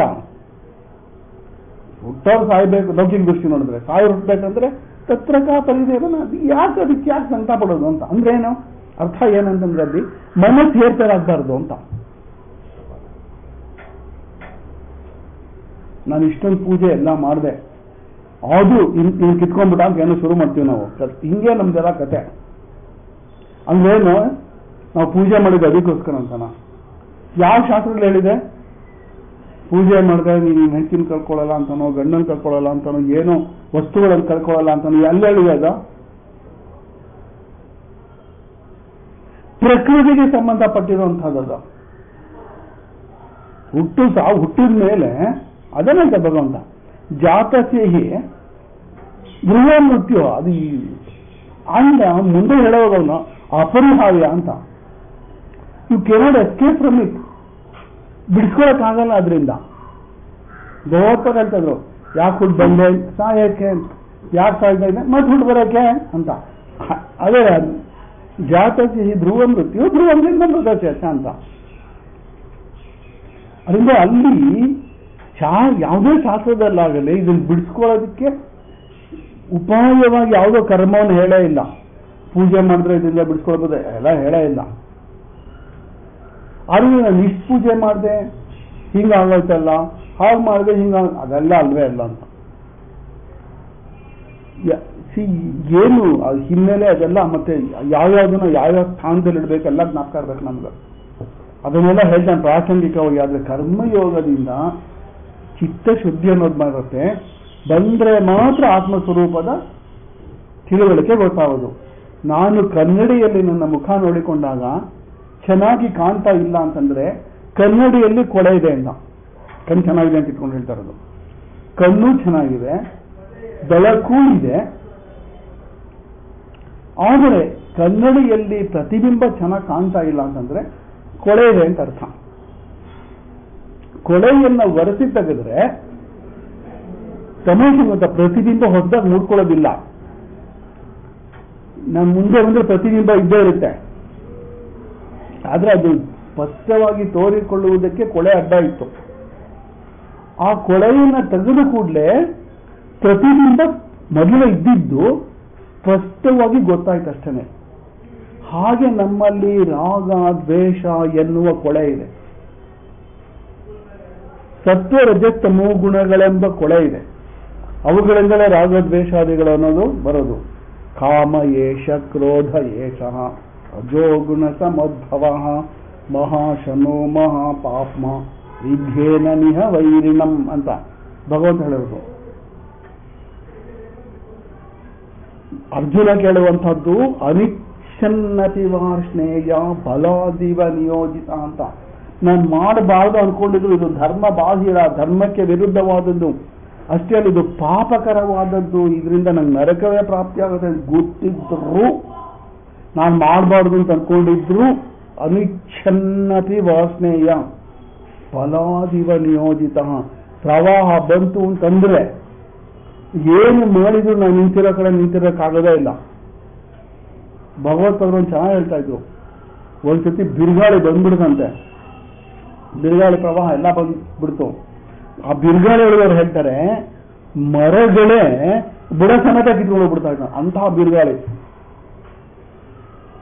ಅವನೊಬ್ಬ ಕೇಳ್ತಾನಂತೆ, ಸ್ವಾಮಿ ನಾವು ಊಟ ಮಾಡಿ ಬಿಸಾಕಿದ್ವಲ್ಲ ಎಲೆ ಅದು ಅಂತ ಕೇಳಂತೆ. ಬಿರುಗಾಳಿಗೆ ಮರ ಗಿಡಗಳ ಬುಡ ಸಮೇತ ಕಿತ್ತೋಗ್ತಾ ಇದ್ರೆ ಉಂಡು ಬಿಸಾಕಿರೋ ಎಲೆ ಹಾರಾಯ್ದಾಗ ಏನರ್ಥ ಅದು ಅಂತ. ಹಂಗೆ ಅಲ್ಲಿ ಬಲವಂತ ಹೋಗಿರುತ್ತಲ್ಲ ಅದು ನಾವು ಹೇಳೋದು. ಅನಿಚ್ಛನ್ನತಿ ವಾಸನೆಯ ಬಲಾದಿವ ನಿಯೋಜಿತ ಅಂತ. ಯಾವುದು ನಮ್ಮನ್ನ ಹೀಗೆ ತಪ್ಪು ಮಾರ್ಗಕ್ಕೆ ತಳ್ಳತ್ತೆ? ಕಾಮಯೇಷ ಕ್ರೋಧ. ಅದೇನು ಹೇಳ್ತಾ ಇರೋದು, ರಾಗದ್ವೇಷಾದಿಗಳನ್ನೋದು ಇದೆಯಲ್ಲ ಅದು ವಿಚಿತ್ರವಾಗಿದೆ, ತನಗೆ ಬಂದಂತೆ ಹೇಳ್ಕೊಂಡು ಅದೆಲ್ಲ ಇರಲಿ. ಆದರೆ ಇದಿಷ್ಟು ಕೂಡ ನಮ್ಮ ಮಲಿನ ಏನಪ್ಪ ಅಂತಂದ್ರೆ ರಾಗದ್ವೇಷಾದಿಗಳು ಅದು ಉಂಟಾಗುವಂತಹದ್ದು ಗುಣಗಳಿಂದ. ಗುಣಗಳು ಅನ್ನುವಂತಹ ಮಾಲಿನ್ಯ ಇರುವಾಗ ನಮ್ಮ ಸ್ವರೂಪ ನಮಗೆ ಗೊತ್ತಾಗೋದಿಲ್ಲ. ಮತ್ತು ನಮ್ಮ ಸ್ವರೂಪ ಆಮೇಲೆ ಪ್ರತಿಬಿಂಬ ಅದೆಲ್ಲ ತಗೋಬೇಡ, ಸ್ವರೂಪ ನಮಗೆ ಗೊತ್ತಾಗೋದಿಲ್ಲ. ಇವುಗಳನ್ನ ಸ್ವರಸಿ ಶುದ್ಧ ಮಾಡುವುದಕ್ಕೆ ಕರ್ಮಯೋಗ ಎನ್ನುವ ಸಾಧನೆಯನ್ನು ಹೇಳಿದೆ. ಕರ್ಮಯೋಗದಿಂದ ರಾಗದ್ವೇಷಾದಿಗಳು ಮೊದಲು ತಗ್ಗಿ ಆಮೇಲೆ ಇಲ್ಲದಂತಾಗುತ್ತದೆ. ಅಲ್ಲಿ ಪ್ರಧಾನವಾಗಿರುವಂತಹದ್ದು ಅಂತಂದ್ರೆ ಎಲ್ಲಾ ಕರ್ಮಗಳನ್ನು ಭಗವಂತನ ಆರಾಧನಾ ರೂಪವಾಗಿ ಮಾಡುವಂತಹದ್ದು. ಆ ಭಾವ ಯಾವಾಗ ಬರುತ್ತೆ ನಮ್ಗೆ, ರಾಗದ್ವೇಷಾದಿಗಳು ತಾನೇ ಹೋಗ್ತಾ ಬರುತ್ತೆ. ಕನ್ನಡಿ ತಾನೇ ವರ್ತಾ ಶುದ್ಧವಾದಂತೆ ಆಗುತ್ತೆ. ಆಗ ಆತ್ಮ ಸ್ವರೂಪವು ಇರುವಂತೆ ಕಾಣುತ್ತೆ. ಈಗಿನ ಅಂತಃಕರಣಕ್ಕೆ ಅಂದ್ರೆ ರಾಗದ್ವೇಷಾದಿಗಳ ಅಥವಾ ಗುಣಗಳ ಸಹಿತವಾಗಿರುವ ಈ ಅಂತಃಕರಣಕ್ಕೆ ತತ್ವವನ್ನು ಕಂಡುಕೊಳ್ಳುವ ಯೋಗ್ಯತೆ ಇರೋದಿಲ್ಲ. ಏನಾಗಬೇಕು? ಶಾಸ್ತ್ರಾಚಾರ್ಯೋಪದೇಶ ಶಮದಮಾದಿ ಸಂಸ್ಕೃತಂ ಮನಃ ಆತ್ಮದರ್ಶನೇ ಕಾರಣಂ ಅಂತ ಅದು ಬೇಕಾಗಿರೋದು. ಅದಕ್ಕೆ ಕರ್ಮಯೋಗ ಎನ್ನುವ ಸಾಧನೆಯನ್ನ ಹೇಳಿದ್ದಾನೆ. ನಿಜವಾಗಿ ನೋಡಿದ್ರೆ ಅಲ್ಲಿ ಶಾಸ್ತ್ರನೇ ಮುಗ್ದೋಯ್ತು. ಇರ್ಲಿ, ಯಾಕೆ ಬರೋದೇ ಮುಂದಿನ ಅಧ್ಯಾಯದಲ್ಲಿ ಹೇಳ್ತಾರೆ ಮುಂದುವರಿಯುತ್ತೆ, ಅದೆಲ್ಲ ಬಿಟ್ಬಿಡೋಣ. ಆದರೆ ಇಲ್ಲಿ ಬೇಕಾದ್ರೆ ನಮ್ಗೆ ಏನಂತಂದ್ರೆ ಈ ಈ ಭಾವಗಳೇನಿದೆ ಇದು ಬರೀ ತಪ್ಪು ತಿಳುವಳಿಕೆಯಿಂದ ತೋರ್ತಾ ಇದೆ ಹೊರತು ಒತ್ತು ಇಲ್ಲ. ಅದನ್ನೇ ಭಗವಂತ ಹೇಳ್ತಾರಂಥದ್ದು ಏನು, ಮಯಾ ತತಮಿದಂ ಸರ್ವಂ ಜಗದವ್ಯಕ್ತ ಮೂರ್ತಿನ, ಇದಂ ಸರ್ವ ಜಗತ್ ಅವ್ಯಕ್ತ ಮೂರ್ತಿನ ಮಯಾ ತತಂ. ಇಡೀ ಜಗತ್ತೇನಿದೆ ಇದು ನನ್ನಿಂದಲೇ ವ್ಯಾಪಿಸಿದೆ, ನಿನ್ನಿಂದಲೇ ವ್ಯಾಪಿಸಿದ್ರೆ ಯಾಕೆ ಗೊತ್ತಾಗ್ತಾ ಇಲ್ಲ? ಅವ್ಯಕ್ತ ಮೂರ್ತಿನ ಮಯ ಅಂತ ಆಚಾರ್ಯ ನ ವ್ಯಕ್ತ ಮೂರ್ತಿ ಅವ್ಯಕ್ತ ಮೂರ್ತಿ ಅಂತ. ಇಂದ್ರಿಯಗಳಿಗೆ ಗೋಚರವಾಗದ್ದು, ಇಂದ್ರಿಯ ಅಂತಕರಣಗಳಿಗೆ ಗೋಚರವಾಗದ ರೂಪದಿಂದ ವ್ಯಾಪಿಸಿದ್ದಾನೆ. ಆದ್ರೆ ನಮ್ಗೆ ಜಗತ್ ಕಾಣತ್ತೆ, ಪರಮಾತ್ಮ ಕಾಣೋದೇ ಇಲ್ಲ. ಯಾಕಂದ್ರೆ ಇದು ವ್ಯಕ್ತ ರೂಪ. ಮತ್ತೆ ಹೇಳ್ತಾನೆ ಇದು ಸ್ವತಂತ್ರವಾಗಿಲ್ಲ, ಯಾಕೆಂದ್ರೆ ಪ್ರಕೃತಿ ತಾನೇ ಬಂದ್ಬಿಡ್ತು, ನ್ಯಾಚುರಲ್ ಆಗಿ ಬರ್ತದೆ, ಏನೇನೋ ಇದೆ, ಬೇಕಾದಷ್ಟು ವಾದಗಳಿದೆ, ಸೃಷ್ಟಿವಾದಗಳು ಬೇಕಾದಷ್ಟಿದೆ. ಮತ್ಥಾನಿ ಸರ್ವಭೂತಾನಿ ಅಂತ, ಇವುಗಳೆಲ್ಲ ನನ್ನನ್ನು ಆಶ್ರಯಿಸಿಕೊಂಡಿವೆ ಹೊರತು ನಾನು ಅವುಗಳನ್ನು ಆಶ್ರಯಿಸಿಕೊಂಡಿಲ್ಲ. ಗೊತ್ತಾಯ್ತು ಪರಮಾತ್ಮನಲ್ಲೇ ಇದೆ, ಪರಮಾತ್ಮನ ಆಶ್ರಯಿಸಿಕೊಂಡಿದೆ, ಪರಮಾತ್ಮನಿಂದಲೇ ಬಂದು ಶುರು ಮಾಡ್ಬಿಡ್ತೀವಿ ನಾವು. ನಚ ಮತ್ಥಾನಿ ಭೂತಾನಿ ಅಂತ. ಪರಮಾರ್ಥ ಏನ್ ಗೊತ್ತಾ? ವ್ಯವಹಾರ ದೃಷ್ಟಿಯಿಂದ, ಲೌಕಿಕ ವ್ಯವಹಾರ ಆಗಿರಲಿ, ಶಾಸ್ತ್ರ ವ್ಯವಹಾರ ಆಗಿರಲಿ, ಪ್ರಧಾನ ಶಾಸ್ತ್ರ ವ್ಯವಹಾರ. ಮತ್ಥಾನಿ ಅಂತ ನನ್ನನ್ನು ಆಶ್ರಯಿಸಿಕೊಂಡಿದೆ, ಸ್ವತಂತ್ರವಾಗಿ ಏನಿಲ್ಲ. ನಿಜವಾಗಿ ನೋಡಿದ್ರೆ ಪರಮಾರ್ಥ ದೃಷ್ಟಿಯಿಂದ ಇಲ್ಲವೇ ಇಲ್ಲ. ನಚಮತ್ಥಾನಿ ಭೂತಾನಿ ಅಂತ. ಅವಾಗೇನಾಯ್ತು ಅಂತ, ಇದೆಲ್ಲವೂ ನನ್ನಿಂದಲೇ ವ್ಯಾಪಿಸಿದೆ ಅಂತ ಹೇಳೋದು. ನಿಜವಾಗಿ ನೋಡಿದ್ರೆ ಇವುಗಳು ಇಲ್ಲ ಅಂತ ಹೇಳೋದು. ಅವಾಗೇನು ನಾನು ಮಾತ್ರ ಇರೋದು ಅಂತ ಆಯ್ತು. ಅದೇ ಬೇಕಾದ ನಮಗೆ ಈಗ, ಅದು ಬೇಕಾದದು. ಆದ್ರೆ ಈ ನಮಗೇನಾಗಿದೆ ಅಂದ್ರೆ, ಹೊರಗಡೆ ವಸ್ತುಗಳು ಸತ್ಯವಾಗಿದೆ, ಅವುಗಳಿಂದ ನಿಜವಾಗಿಯೂ ಸುಖ ದುಃಖಗಳು ಉಂಟಾಗುತ್ತದೆ. ಆದ್ದರಿಂದ ಸುಖವು ಯಾವುದು ಉಂಟು ಮಾಡುತ್ತದೆಯೋ ಅದನ್ನು ಸಂಪಾದನೆ ಮಾಡ್ಕೊಳ್ಬೇಕು, ಯಾವವುಗಳು ದುಃಖವನ್ನು ಮಾಡುತ್ತೆಯೋ ಅವುಗಳನ್ನೆಲ್ಲ ದೂರ ಮಾಡ್ಕೊಳ್ಬೇಕು. ಇದಿದೆ. ಇವುಗಳಲ್ಲಿ ನಮಗೆ ಆ ಭಾವ ಯಾವುದು ಹೆಚ್ಚು ಸುಖ ಕೊಡುತ್ತೆ, ಯಾವ್ದು ಕಡಿಮೆ ಸುಖ ಕೊಡುತ್ತೆ, ಇದೆಲ್ಲ ಎಲ್ಲ ತಾರತಮ್ಯಗಳು ಇದ್ಬಿಟ್ಟಿದೆ.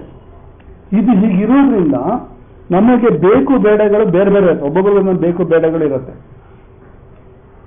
ಈಗ ಬೇಕು ಬೇಡಗಳು ಅನ್ನೋದು ಎಷ್ಟಿದೆ ಅಂತ ಒಬ್ಬೊಬ್ಬರಿಗೆ ಬೇಕಾದಷ್ಟಿದೆ. ಅಂಥವ್ರಿಗೆ ಎಷ್ಟು ಜೀವರಾಶಿಗಳಿವೆ, ಜೀವರುಗಳಿದ್ದಾರೆ. ಆದ್ರಿಂದ ಅದಕ್ಕೆ ತಕ್ಕಂತೆ ಸಾಧ್ಯ ಸಾಧನ ಸಂಬಂಧ ವಿಶೇಷಾನ್ ಅನೇಕಧಾ ಉಪದಿಶತಿ ತತ್ರ ಪುರುಷಾಹ. ಅದು ತುಂಬಾ ಅನೇಕವಾಗಿದೆ ಅಂತ, ಎಷ್ಟಿದೆ ಅಂತ. ಸಾಧ್ಯಗಳು ಬೇಕಾದಷ್ಟು ಹೇಳುತ್ತೆ ಶಾಸ್ತ್ರ, ಸಾಧನೆಗಳು ಕೂಡ ಇದಕ್ಕೆ ತಕ್ಕಂತೆ ಬೇರೆ ಬೇರೆ ಆಗಿರುತ್ತೆ. ತತ್ರ ಪುರುಷಾಹ ಸ್ವಯಮೇವ ಯಥಾರುಚಿ ಸಾಧನ ವಿಶೇಷೇಷು ಪ್ರವರ್ತಂತೆ. ಅಲ್ಲಿ ಪುರುಷರು, ಜೀವರುಗಳು ಯಥಾರುಚಿ ತಮ್ಗೆ ಯಾವುದು ಬೇಕೋ ಅದಕ್ಕೆ ತಕ್ಕಂತಹ ಸಾಧನ ವಿಶೇಷಗಳಲ್ಲಿ, ಅಂದ್ರೆ ಆಯಾ ತಕ್ಕಂತಹ ಸಾಧನ ವಿಶೇಷಗಳಲ್ಲಿ ತೊಡಗುತ್ತಾರೆ. ಒಬ್ರು ಡಾಕ್ಟರ್ ಆಗ್ತಾರೆ, ಒಬ್ರು ಇಂಜಿನಿಯರ್ ಆಗ್ತಾರೆ, ಅದರಿಂದ ಚೆನ್ನಾಗಿ ಬಿಡುದು ಅಷ್ಟೇ ಕೊನೆಗೆ. ಇಲ್ಲಿ ಸಂಪಾದನೆ ಜಾಸ್ತಿ ಅಂತ ಕೆಲವರು, ಇಲ್ಲ ಅಲ್ಲೇ ಸಂಪಾದನೆ ಚೆನ್ನಾಗಿದೆ ಅಂತ ಕೆಲವರು, ಏನೋ ಮಾಡ್ಕೊಂಡು ಒಟ್ಟಿನಲ್ಲಿ ತಕ್ಕಂತೆ ಆರಿಸ್ಕೊಳ್ಳಿ.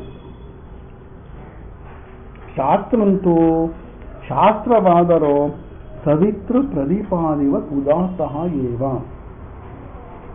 ಸೂರ್ಯನ ಬೆಳಕಿನಂತೆ ನಿರಾಸಕ್ತವಾಗಿರುತ್ತೆ. ಬೆಳಗ ತಕ್ಷಣ ಆ ಬೆಳಕಿನಲ್ಲಿ ನೀವು ಶಾಸ್ತ್ರಾಧ್ಯಯನ ಮಾಡ್ತಿರೋ, ಲೌಕಿಕವಾದ ಯಾವ್ದಾದ್ರು ವಿಷಯಗಳನ್ನು ತಿಳ್ಕೊಳ್ಳೋ ಪ್ರಯತ್ನ ಪಡ್ತಿರೋ, ವಾರ್ತಾಪತ್ರಿಕೆ ಓದ್ತಿರೋ, ಕಾದಂಬರಿ ಓದ್ತಿರೋ, ಏನ್ ನಿಮ್ಗೆ ಸಂಬಂಧಪಟ್ಟಿರೋದು. ಕಾದಂಬರಿ ಓದೋನ ಹತ್ರ ಬಂದ್ಬಿಟ್ಟು ಬೇಡ ಬೇಡ ಅದನ್ನ ಮಾಡಬೇಡ, ಶಾಸ್ತ್ರ ಓದು ಅಂತ ಅದೇನು ಹೇಳೋದಿಲ್ಲ. ಸೂರ್ಯನ ಬೆಳಕೇನು ಹೇಳೋದಿಲ್ಲ. ಯಾವುದೋ ಕರ್ಮವನ್ನ ಆ ಬೆಳಕಿನಲ್ಲೇ ಮಾಡ್ಬೇಕಲ್ಲ, ಬೆಳಕು ಬೇಕಲ್ಲ ನಿಮ್ಗೆ. ಕರ್ಮ ಮಾಡಿದ್ರೆ ಇದು ಮಾಡಬೇಡ ಅದ್ ಮಾಡು ಅಂತ ಅಂದ್ರೆ ಅದ್ ಮಾಡಬೇಡ ಇದು ಮಾಡ್ಬೇಕು ಅಂತ ಏನೂ ಹೇಳೋದಿಲ್ಲ. ಅದು ನೀವೇನೋ ಬೆಳಕು ಕೊಡೋದು ಅಷ್ಟೇನೆ. ಆ ಬೆಳಕನ್ನು ಹೆಂಗೆ ಉಪಯೋಗಿಸ್ಕೊಳ್ತೀರೋ ನಿಮಗೆ ಬಿಟ್ಟಿದೆ ಅಷ್ಟೇ.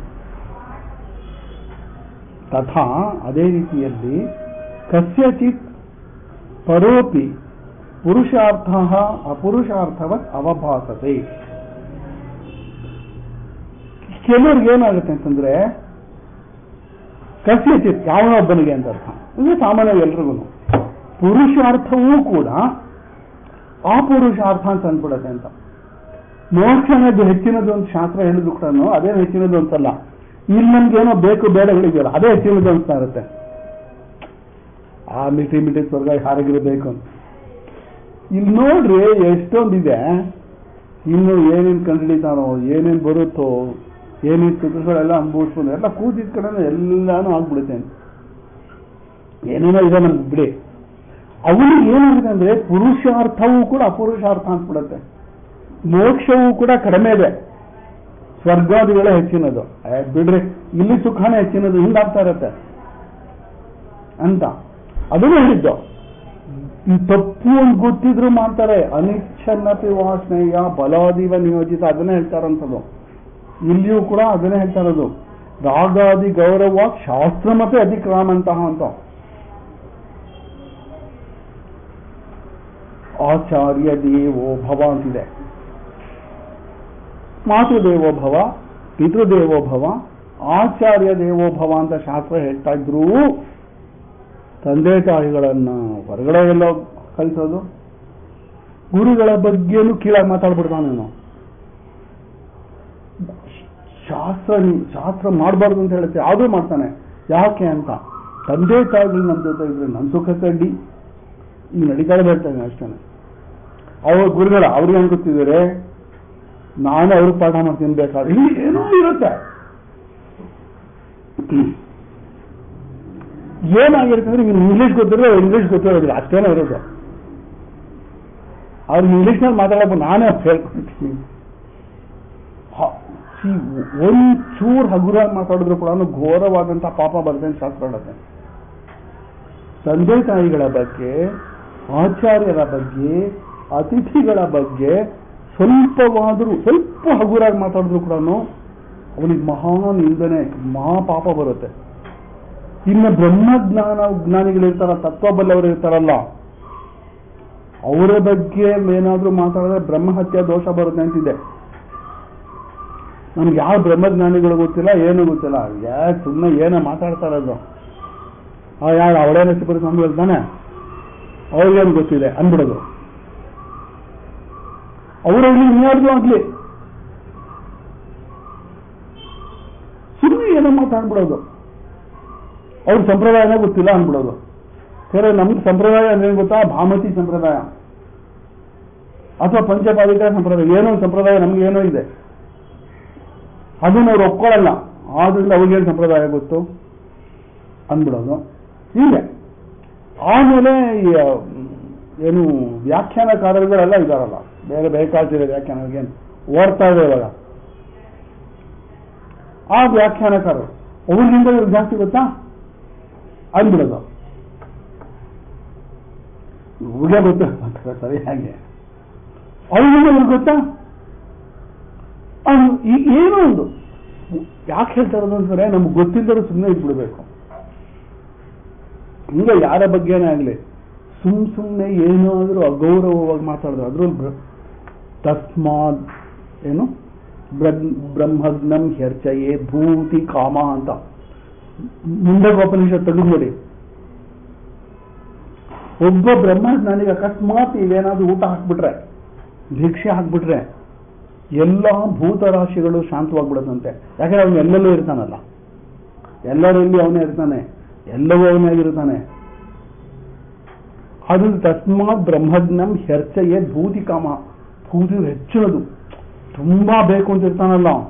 ಬ್ರಹ್ಮಜ್ಞನ ಅರ್ಚನೆ ಮಾಡಿದ್ರೆ, ಅವನೊಬ್ಬನಿಗೆ ಬ್ರಹ್ಮಜ್ಞಾನಿಗೆ ಸತ್ಕಾರ ಮಾಡಿದ್ರೆ, ಬ್ರಹ್ಮಜ್ಞಾನಿಗೆ ಭಿಕ್ಷೆಯನ್ನು ಕೊಟ್ಟು, ಭಿಕ್ಷೆನ ಊಟನ ಏನಾದ್ರು ಇಟ್ಕೊಳ್ಳಿ ನೀವು, ಪದ ಏನಾದ್ರು ಉಪಯೋಗಿಸ್ಕೊಂಡೋಗಿ ಕೊಟ್ಟರು ಅರ್ಚನೆ ಮಾಡಬೇಕು ಅಂತಲ್ಲ ಶಾಸ್ತ್ರ. ಯಾಕೆ ಅಂತಂದ್ರೆ ಅವ್ರ ಸಂಕಲ್ಪ ಮತ್ತು ಎಂಥದ್ದು ಬೇಕಾದ್ರೂ ಆಗ್ಬಿಡತ್ತೆ. ಅಂತ ಮಹಾ ಅವ್ರ ಸಂಕಲ್ಪ ಬರುತ್ತೆ, ಅವೆಲ್ಲ ಕೇಳ್ಬಿಡಿ. ನಮಗೆಲ್ಲ ಇದ್ದೇ ಇದೆಯಲ್ಲ, ನಮ್ಮ ಕತೆ ಇವಾಗ ಬೇಕಾಗಲ್ಲ ಅಷ್ಟೇನೆ. ಅದರಿಂದ ಅವರ ಬಗ್ಗೆ ಅಕಸ್ಮಾತ್ ನಿಂದನೆ ಮಾಡಿದ್ರೆ ಘೋರವಾದಂಥ ಪಾಪ ಬರುತ್ತೆ. ಆದ್ರೂ ಮಾಡ್ತೀವಿ ನಾವು. ನಮ್ಗೇನು ಹೆಗ್ಗೆ ಇಲ್ಲ, ಯಾರ ಬಗ್ಗೆ ಏನ್ ಬೇಕಾದ್ರೂ ಮಾತಾಡೋದು ಸಿದ್ಧ ನಾವು. ಯಾವ ವಿಷಯದ ಬಗ್ಗೆ ಬೇಕಾದ್ರೂ ಮಾತಾಡ್ತೀವಿ. ಡಿಫೆನ್ಸ್ ಬಗ್ಗೆ ಮಾತಾಡ್ತೀವಿ, ಫೈನಾನ್ಸ್ ಬಗ್ಗೆ ಮಾತಾಡ್ತೀವಿ, ಏನ್ ಬೇಕಾದ್ರೂ ಹಿಸ್ಟ್ರಿ ಬಗ್ಗೆ ಮಾತಾಡ್ತೀವಿ ಅಂತ. ಈ ನಮ್ಗೆ ಹಿಂಗೆ ಆಗ್ಬಿಟ್ಟಿದೆ. ನಮಗೆ ಫೈನಾನ್ಸ್ ಮಿನಿಸ್ಟರ್ ಹಿಂಗೆ ಮಾಡೋದು ತಪ್ಪು, ಡಿಫೆನ್ಸ್ ಮಿನಿಸ್ಟರ್ ಹಿಂಗೆ ಮಾಡೋದು ತಪ್ಪು, ಪ್ರೈಮ್ ಮಿನಿಸ್ಟರ್ ಹಂಗೆ ಮಾಡೋದು ತಪ್ಪು ಅಂತ ಕೇಳಿದ್ರೆ ಅವರು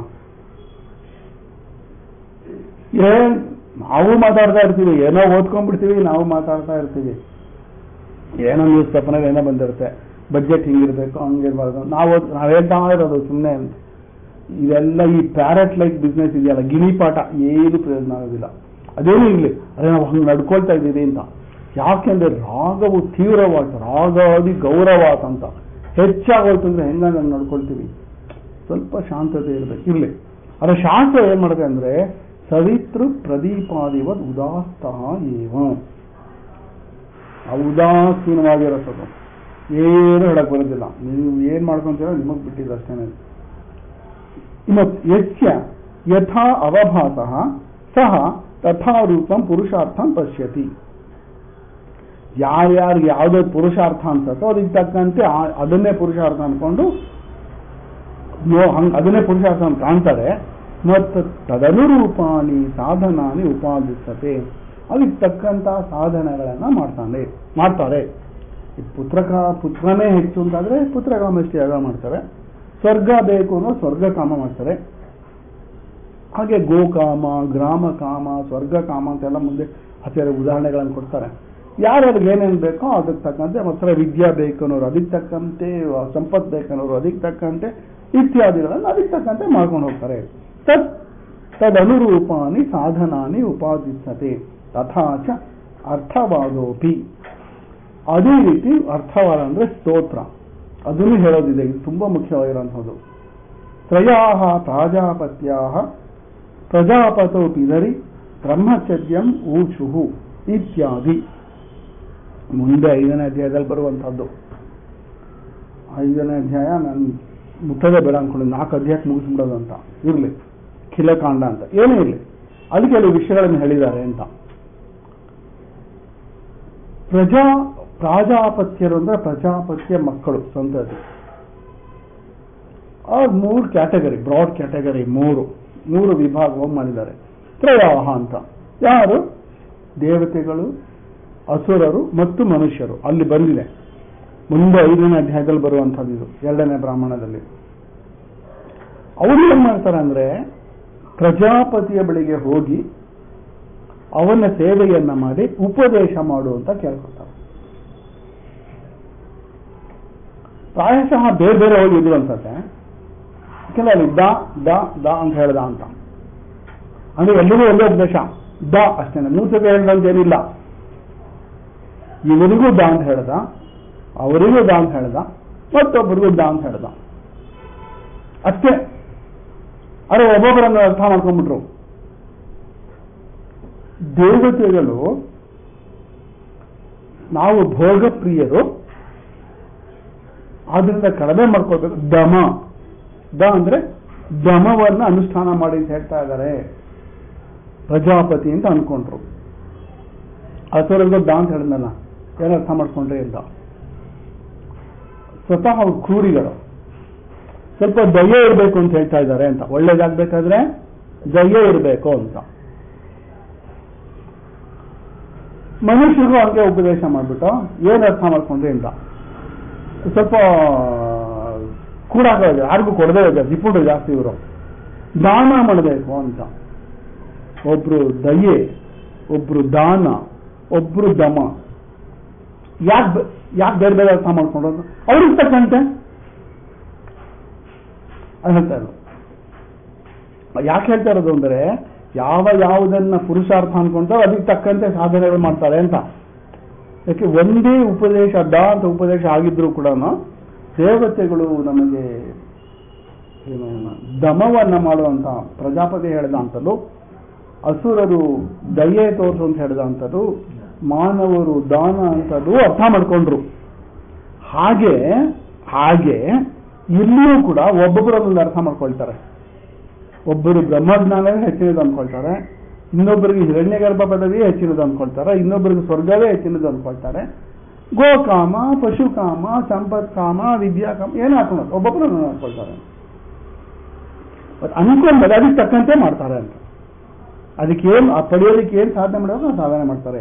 ತಸ್ಮಾತ್ ಆದ್ದರಿಂದ ಇಷ್ಟು ಯಾಕೆ ಚರ್ಚೆ ಮಾಡಿದ್ದು ಅಂತ ನ ಬ್ರಹ್ಮೈಕತ್ವ ಜ್ಞಾಪಯಿಷ್ಯಂತೋ ವೇದಾಂತ ವಿಧಿಶಾಸ್ತ್ರಸ್ಯ ಬಾಧಕಾಹ ಅಸ್ಬೇಕಾರದು.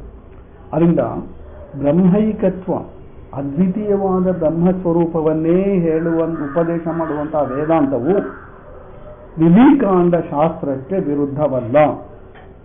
ಯಾಕೆಂದ್ರೆ ಎಲ್ರಿಗೂ ಅದ್ರಲ್ಲಿ ಅಧಿಕಾರ ಇಲ್ಲ. ಉಪದೇಶ ಹೇಳಿದ್ರು ಯಾರು ಬರೋದಿಲ್ಲ, ಎಲ್ಲರೂ ಬರೋದಿಲ್ಲ ಈ ಕಡೆ. ಅವರವರಿಗೆ ರಾಗ ಏನಿದೆಯೋ, ಯಾವ್ಯಾವ್ದ್ರಲ್ಲಿ ಅವ್ರಿಗೆ ಆಸಕ್ತಿ ಇದೆಯೋ, ಆಸೆ ಅನ್ನೋದಿದೆಯೋ ಅದಕ್ಕೆ ತಕ್ಕಂತೆ ಆಯಾ ಮಾರ್ಗದಲ್ಲೇ ಹೋಗ್ತಾರೆ. ನೀವು ಹೇಳ್ಬಿಟ್ಟು ಮಾತ್ರಕ್ಕೆ ಅವ್ರು ಬರ್ತಾರೆ ಅಂತ ಏನಿಲ್ಲ. ಆದ್ದರಿಂದ ವಿರೋಧ ಅಲ್ಲ ಅದು. ಅವ್ರು ಯಾವ್ದಾಗ ಆರಿಸ್ಕೊಳ್ತಾರೆ. ಬ್ರಹ್ಮೈಕತ್ವ ವಿದ್ಯೆ ಬೇಕು ಅನ್ನೋರು ಈ ಕಡೆ ಬರ್ತಾರೆ, ಆಯಾ ಕಾಮಗಳಿರುವವರು ಕರ್ಮಕಾಂಡದ ಕಡೆ ಹೋಗ್ತಾರೆ ಅಷ್ಟೇ. ಮುನ್ನೂರ 25ನೇ ಭಾಷೆ ಭಾಗ. ಇನ್ನು ಪೂರ್ವ ಪಕ್ಷಿ ಇವಾಗ ಶಾಸ್ತ್ರ ವಿರುದ್ಧ ಇಲ್ಲ ಅಂತಾಯ್ತು. ಈ ಬೇರೆ ಬೇರೆ ಪ್ರಮಾಣಗಳಿಗೆ ಪ್ರತ್ಯಕ್ಷಕ್ಕೆ ವಿರುದ್ಧ, ಅನುಮಾನಕ್ಕೆ ವಿರುದ್ಧ ಅಂತೆಲ್ಲ ಹೇಳಿದ್ದ. ಅದನ್ನು ಕೂಡ ತೋರಿಸ್ಕೊಡದೆ ಹೋದ್ರೆ, ಪರಿಹಾರ ಹೇಳದೆ ಹೋದ್ರೆ ಶಾಸ್ತ್ರ ಪೂರ್ತಿ ಆಗಲ್ಲ. ಅದರಿಂದ ಆಚಾರ್ಯ ಅದನ್ನು ಹೇಳ್ತಾರೆ 325ನೇ ಭಾಷ್ಯ ಭಾಗ. ನಚ ವಿಧಿಶಾಸ್ತ್ರಂ ಏತಾವತ ನಿರ್ವಿಷಯಂ ಸ್ಯಾತ್. ಆಚಾರ್ಯ ಹಿಂದೆನೇ ಬರಬೇಕನ್ನು. ಆದ್ದರಿಂದ ಏತಾವತ ಇಷ್ಟು ಮಾತ್ರದಿಂದ, ಎಷ್ಟು ಮಾತ್ರದಿಂದ ವೇದಾಂತವು ಬ್ರಹ್ಮೈಕತ್ವವನ್ನ ಬೋಧ ಮಾಡ್ತಾ ಇದೆ ಅಂದ ಮಾತ್ರಕ್ಕೆ ವಿಧಿಶಾಸ್ತ್ರವು ವಿಷಯವೇ ಇಲ್ಲ, ಅಂದ್ರೆ ಅದನ್ನ ಅನುಸರಿಸೋರು ಇಲ್ವೇ ಇಲ್ಲ ಅಂತ ಹೇಳೋದಕ್ಕೆ ಬರೋದಿಲ್ಲ. ಯಾಕೆ ಅಂತಂದ್ರೆ ಅದ್ರಲ್ಲಿ ಆಸಕ್ತಿ ಇರೋರು ಮಾಡೇ ಮಾಡ್ತಾರೆ. ನಾಪಿ ಉಕ್ತ ಕಾರಕಾದಿ ಭೇದಂ ವಿಧಿಶಾಸ್ತ್ರಂ ಉಪನಿಷದಾಂ ಬ್ರಹ್ಮೈಕತ್ವಂ ಪ್ರತಿ ಪ್ರಾಮಾಣ್ಯಂ ನಿವರ್ತಯತಿ. ಅದಕ್ಕೆ ವಿರುದ್ಧವಾಗಿ ಅನೇಕ ಕಾರಕಗಳಿಂದ, ಅಂದ್ರೆ ಕರ್ತೃಕಾರಕ, ಕರ್ಮಕಾರಕ, ಸಂಬಂಧಕಾರಕ ಬಿಟ್ಬಿಡ್ಬೇಕು, ಕರ್ಣಕಾರಕ ಮೊದಲಾದವುಗಳ ಕಾರಕಗಳಿದೆ, ಅಪಾದಾನಕಾರಕ ಅಂತ. ಈ ಕಾರಕಗಳ ಬೇರೆ ಬೇರೆ ಬೇಕೇ ಬೇಕು. ಮೊನ್ನೆ ಹೇಳಿತ್ತಲ್ಲ, ರಾಮನು ತಿಂದನು, ರಾಮನು ಹಣ್ಣನ್ನು ತಿಂದನು, ರಾಮನು ಹಣ್ಣನ್ನು ಬಾಯಿಯಿಂದ ತಿಂದನು, ರಾಮನು ಮನೆಯಲ್ಲಿ ಹಣ್ಣನ್ನು ಬಾಯಿಯಿಂದ ತಿನ್ನೋದವರಿಗೆ ಅಂತ. ಯಾರು, ಏನನ್ನ, ಯಾವಾಗ, ಎಲ್ಲಿ, ಹೇಗೆ ಎಲ್ಲ ಇದಿಷ್ಟು ಕಾರಕಗಳು ಅಂತ ಹೆಸರು. ಈ ಕಾರಕಾದಿ ಭೇದ ವಿಧಿಶಾಸ್ತ್ರ ಕಾರಕ ಭೇದವನ್ನು ಅನುಸರಿಸಿಕೊಂಡು, ಯಾಕಂದ್ರೆ ಒಬ್ಬ ಕರ್ತೃ ಇರಬೇಕು, ಇಂಥ ಫಲ ಬೇಕಂತಿರಬೇಕು, ಇಂಥದ್ದು ಮಾಡಬೇಕಂತಿರಬೇಕು, ಏನನ್ನು ಉಪಯೋಗಿಸಿ ಇಂಥದ್ದು ಮಾಡ್ತಾನೆ, ಏನೇನು ಸಲಕರಣೆಗಳು ಬೇಕು ಅದನ್ನೆಲ್ಲ ಮಾಡಬೇಕು, ಹೇಗೆ ಮಾಡಬೇಕು ಇತ್ಯಾದಿಗಳೆಲ್ಲ ಇದೆಯಲ್ಲ. ಈ ಭೇದವನ್ನು ತಿಳಿಸಿಕೊಡುವಂತಹ ಈ ವಿಧಿಶಾಸ್ತ್ರವೂ ಕೂಡ ಉಪನಿಷತ್ತಿನ ಬ್ರಹ್ಮೈಕತ್ವಕ್ಕೆ, ಅದರ ಪ್ರಾಮಾಣ್ಯಕ್ಕೆ ವಿರುದ್ಧವಾಗುವುದಿಲ್ಲ. ಉಪನಿಷತ್ತು ಕರ್ಮಕಾಂಡಕ್ಕೂ ವಿರುದ್ಧವಲ್ಲ, ಕರ್ಮ ವಿಧಿಸುವಂತಹ ಶಾಸ್ತ್ರವು ಉಪನಿಷತ್ತಿಗೂ, ಬ್ರಹ್ಮೈಕತ್ವವನ್ನು ಬೋಧ ಮಾಡುವಂತಹ ಉಪನಿಷತ್ತಿಗೂ ವಿರುದ್ಧವಲ್ಲ. ಅದರಿಂದ ಅದರ ಪ್ರಾಮಾಣ್ಯ ಅದಕ್ಕಿದೆ, ಇದರ ಪ್ರಾಮಾಣ್ಯ ಅದಕ್ಕಿದೆ. ತಮ್ಮ ತಮ್ಮ ಸ್ಥಾನಗಳಲ್ಲಿ ಅವುಗಳು ಪ್ರಮಾಣವೇ ಆಗಿದೆ. ಪ್ರಮಾಣಗಳಿಗೆ ಒಂದಕ್ಕೊಂದು ವಿರೋಧ ಇರೋದಿಲ್ಲ. ಅದನ್ನು ಬರೀತಾರೆ ಆಚಾರ್ಯರು. ಸ್ವವಿಷಯ ಶೂರಾಣಿ ಪ್ರಮಾಣಾನಿ ಶ್ರೋತ್ರಾದಿವತ್. ಪ್ರಮಾಣಗಳು ತಮ್ಮ ತಮ್ಮ ವಿಷಯವನ್ನ, ತಮ್ಮ ತಮ್ಮ ಕ್ಷೇತ್ರದಲ್ಲಿರುವ ವಿಷಯವನ್ನು ತಿಳಿಸಿಕೊಡೋದು ಅವೇ ಸಮರ್ಥವಾಗಿದೆ ಅಂತ. ಸ್ವವಿಷಯ ಶೂರಾಣಿ, ಅವು ಸಮರ್ಥವಾಗಿದೆ. ತಮ್ಮ ವಿಷಯ ತಾವು ತಿಳಿಸ್ಕೊಡುತ್ತೆ, ಮತ್ತೊಂದು ವಿರೋಧ ಆಗೋದಿಲ್ಲ. ಉದಾಹರಣೆಗಳು ಶ್ರೋತ್ರಾದಿವತ್, ಆದಿ ಇದೆ, ಕಿವಿ, ಆದಿ ಅಂದ್ರೆ ಎಕ್ಸೆಟ್ರಾ ಅಂತಂದ್ರೆ ಕಣ್ಣು ಮೊದಲಾದವುಗಳು ಅಂತ. ಕಿವಿಯು ಶಬ್ದವನ್ನ ತಿಳಿಸುವಂತಹ ಅದರಲ್ಲಿ ಪ್ರಮಾಣವಾಗಿದೆ. ಇಂತಹ ಶಬ್ದ ಬರ್ತಾ ಇದೆ ಅಂದ್ರೆ ನನ್ನ ಕಣ್ಣಿಗೆ ನಾನು ಕಾಣಿಸ್ತಾ ಇದ್ವಲ್ಲ ಅಂತ ಹೇಳಕ್ಕಾಗೋದಿಲ್ಲ. ಕಣ್ಣಿಗೆ ಶಬ್ದ ಗೊತ್ತಾಗೋದೇ ಇಲ್ಲ. ಇಂಥ ರೂಪ ಕಾಣ್ತಾ ಇದೆ ಅಂತ ಹೇಳಿದ್ರೆ ಕಣ್ಣಿರುವವನು ಕಣ್ಣ ಉಪಯೋಗಿಸ್ಬೇಕು. ಕಣ್ಣನ್ನು ಉಪಯೋಗಿಸ ಇರುವವನು ಕಿವಿ ಹಿಂಗೆ ಕೊಟ್ಬಿಟ್ಟು ಹಂಗೇನು ಕಾಣಿಸಲ್ವಲ್ಲ ನನಗೆ, ಅದು ಬಿಳಿಯಲ್ಲ ಕೆಂಪು ಕಾಣಿಸುತ್ತಲ್ಲ ಅಂತ ಹೇಳಕ್ಕಾಗೋದಿಲ್ಲ. ಯಾಕೆಂದ್ರೆ ರೂಪದ ಬಗ್ಗೆ ಕಣ್ಣೇ ಪ್ರಮಾಣ, ಶಬ್ದಕ್ಕೆ ಕಿವಿಯ ಪ್ರಮಾಣ. ಸ್ವಲ್ಪ ರುಚಿ ನೋಡು ಅಂತಂದ್ರೆ ಕಣ್ಣಿನ ನೋಡಕ್ ಬರುತ್ತಿಲ್ಲ, ನಾಲ್ಕನೇ ಪ್ರಮಾಣ ಅದಕ್ಕೆ. ಕಣ್ಣಿಂದ ನೋಡ್ಬಿಟ್ಟು ಅದು ಇಂಥ ರುಚಿ ಇದೆ, ಉಪ್ಪು ಖಾರ ಸಾಕಾಗತ್ತೋ ಸಾಕಾಗಲ್ವೋ ಅದೆಲ್ಲ ಹೇಳಕ್ಕಾಗೋದಿಲ್ಲ. ವಾಸನೆಯ ಬಗ್ಗೆ ಘ್ರಾಣೇಂದ್ರಿಯ ಪ್ರಮಾಣ ಕೆಲವು ವಾಸನೆ ಗೊತ್ತಾಗೋದಿಲ್ಲ ಅಂತ ನೋಡ್ಬಿಟ್ಟು ವಾಸನೆ ಚೆನ್ನಾಗಿದೆ ಏನೋ ಚೆನ್ನಾಗಿಲ್ವೋ ಅಂತ ಹೇಳೋಕ್ಕಾಗೋದಿಲ್ಲ.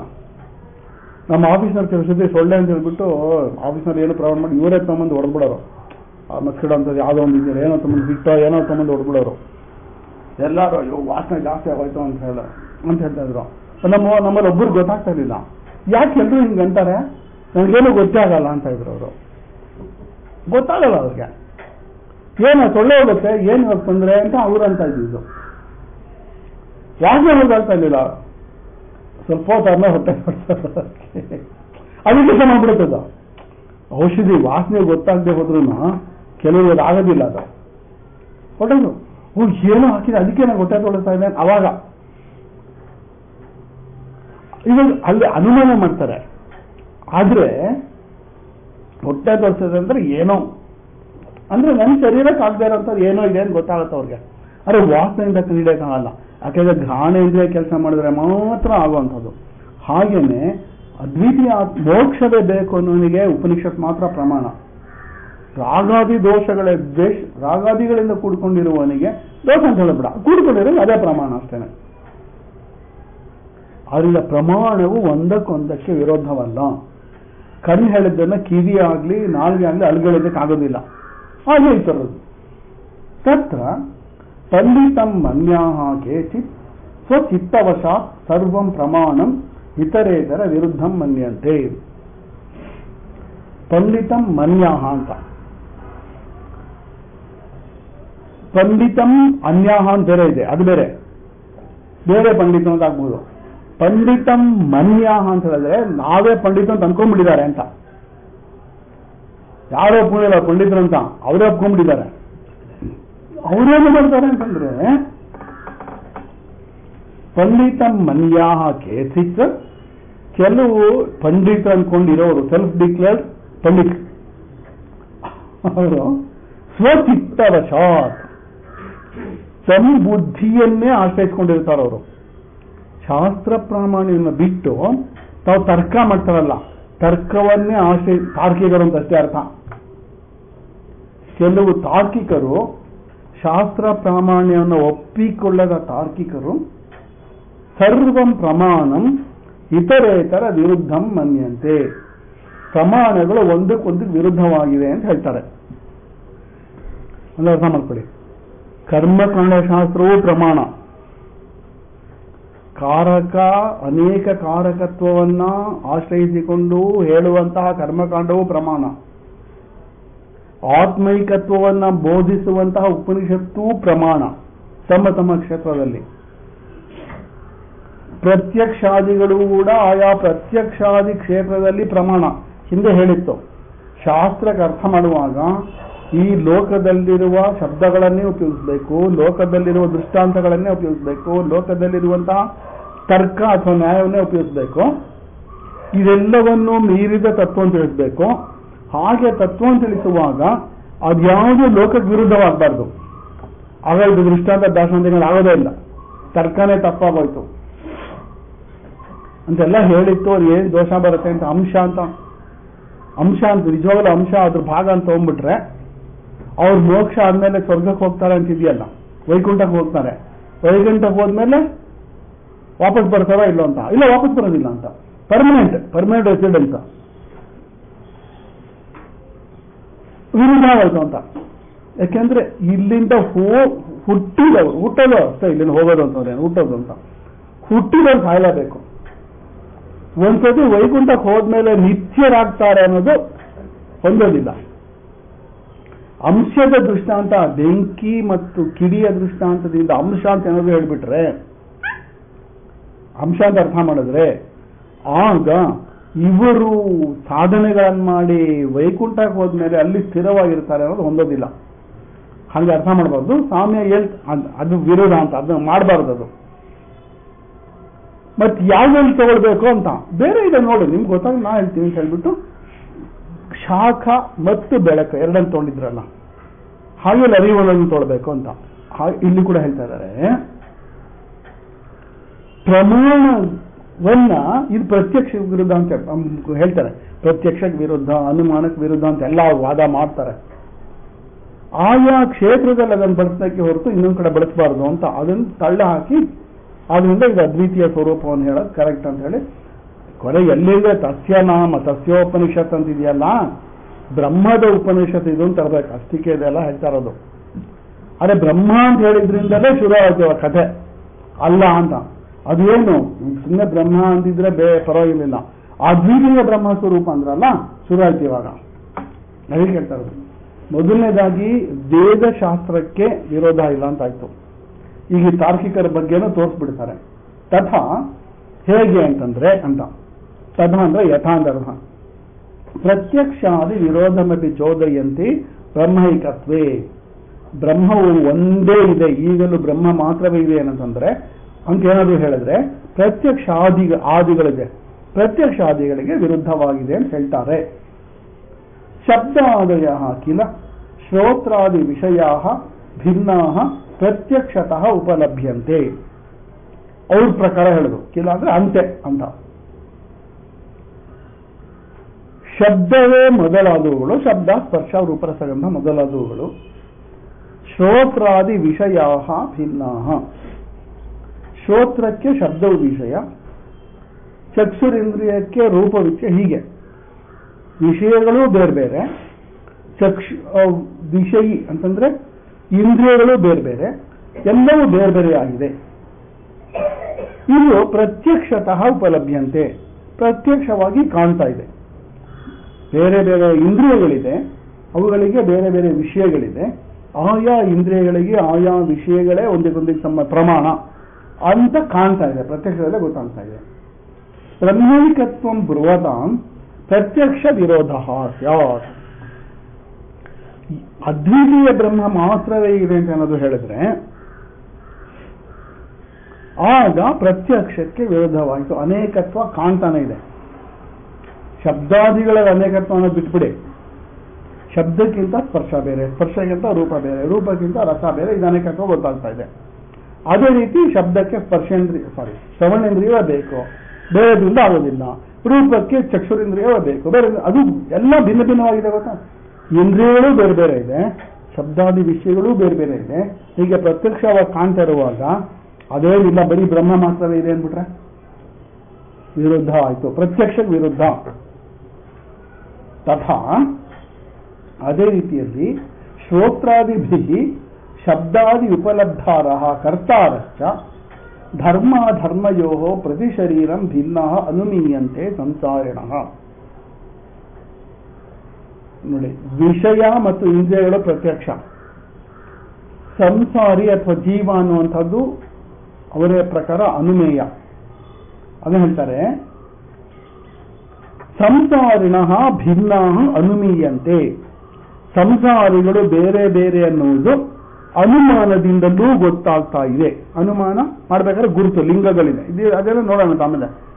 ಅನುಮಾನಕ್ಕೂ ಪ್ರತ್ಯಕ್ಷಕ್ಕೂ ವಿರುದ್ಧ, ಅನುಮಾನಕ್ಕೂ ವಿರುದ್ಧ. ಯಾಕೆಂದ್ರೆ ಅವ್ರ ಪ್ರಕಾರ ಪ್ರತ್ಯಕ್ಷ ಪ್ರಮಾಣ, ಅನುಮಾನ ಪ್ರಮಾಣ, ಅರ್ಥಾಪತ್ತಿ ಪ್ರಮಾಣ, ಶಬ್ದ ಪ್ರಮಾಣ, ಹೀಗೆಲ್ಲ ಇದೆ ಅವ್ರದ್ದು. ಉಪಮಾನ ಪ್ರಮಾಣ ಅಂತಿದೆ. ಈ ಎಲ್ಲ ಪ್ರಮಾಣಕ್ಕೂ ವಿರುದ್ಧ ಆಗುತ್ತೆ ಅಂತ ತೋರ್ಸಕ್ಕೆ 4 ತೋರ್ಸಾನು, 3 ತೋರ್ತಾನೆ ಪ್ರಧಾನವಾಗಿ.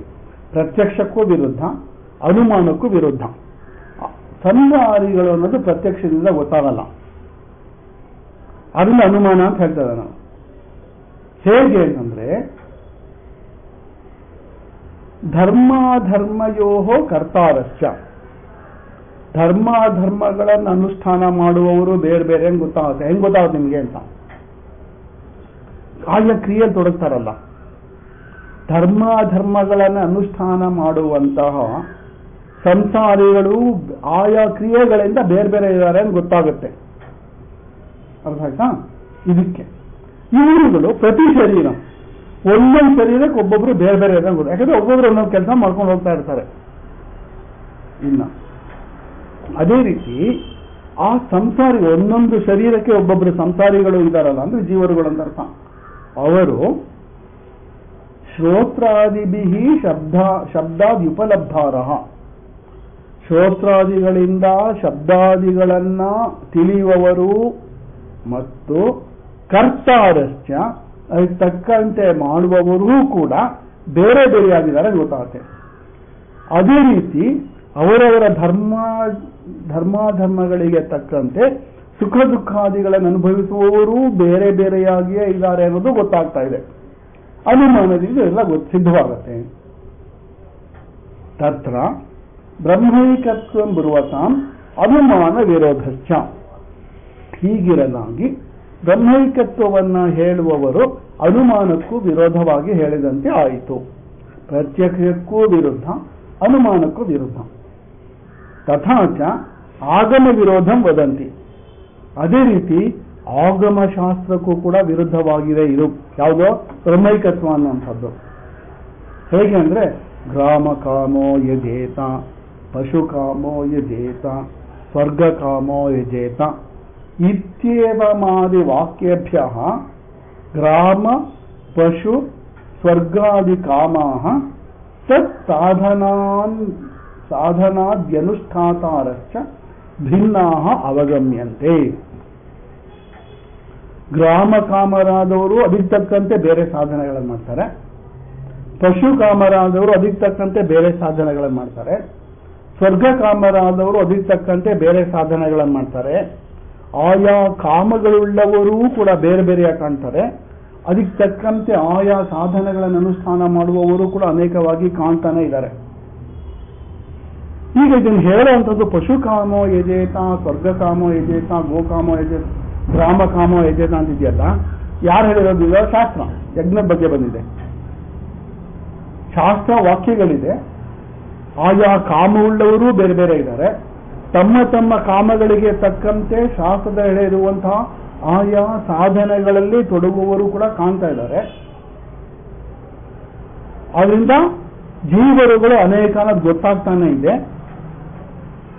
ಈ ಜೀವರುಗಳ ಅನೇಕತ್ವವನ್ನು ಇಟ್ಟುಕೊಂಡು ಶಾಸ್ತ್ರವು ಬೇರೆ, ಅವರ ಕಾಮಗಳು ಬೇರೆ ಬೇರೆ ಅನ್ನೋದನ್ನು ಇಟ್ಕೊಂಡು ಅವರವರಿಗೆ ಬೇರೆ ಬೇರೆ ಸಾಧನೆಗಳನ್ನು ಬೋಧ ಮಾಡುವಂತಹ ಆಗಮ ಶಾಸ್ತ್ರಕ್ಕೂ ಕೂಡ ಬ್ರಹ್ಮೈಕತ್ವ ಅನ್ನುವಂಥದ್ದು ವಿರುದ್ಧವಾಗಿದೆ ಅಂತ ಅವ್ರು ಹೇಳ್ತಾರೆ ಅಂತ ಹೇಳ್ತಾ ಇರೋದು. ಯಾರೋ ಪಂಡಿತ ಮನ್ಯಾಹ ವದಂತಿ, ಮನ್ಯಂತೆ ಅಂತ. ಅತ್ರೋಚ್ಯತೆ.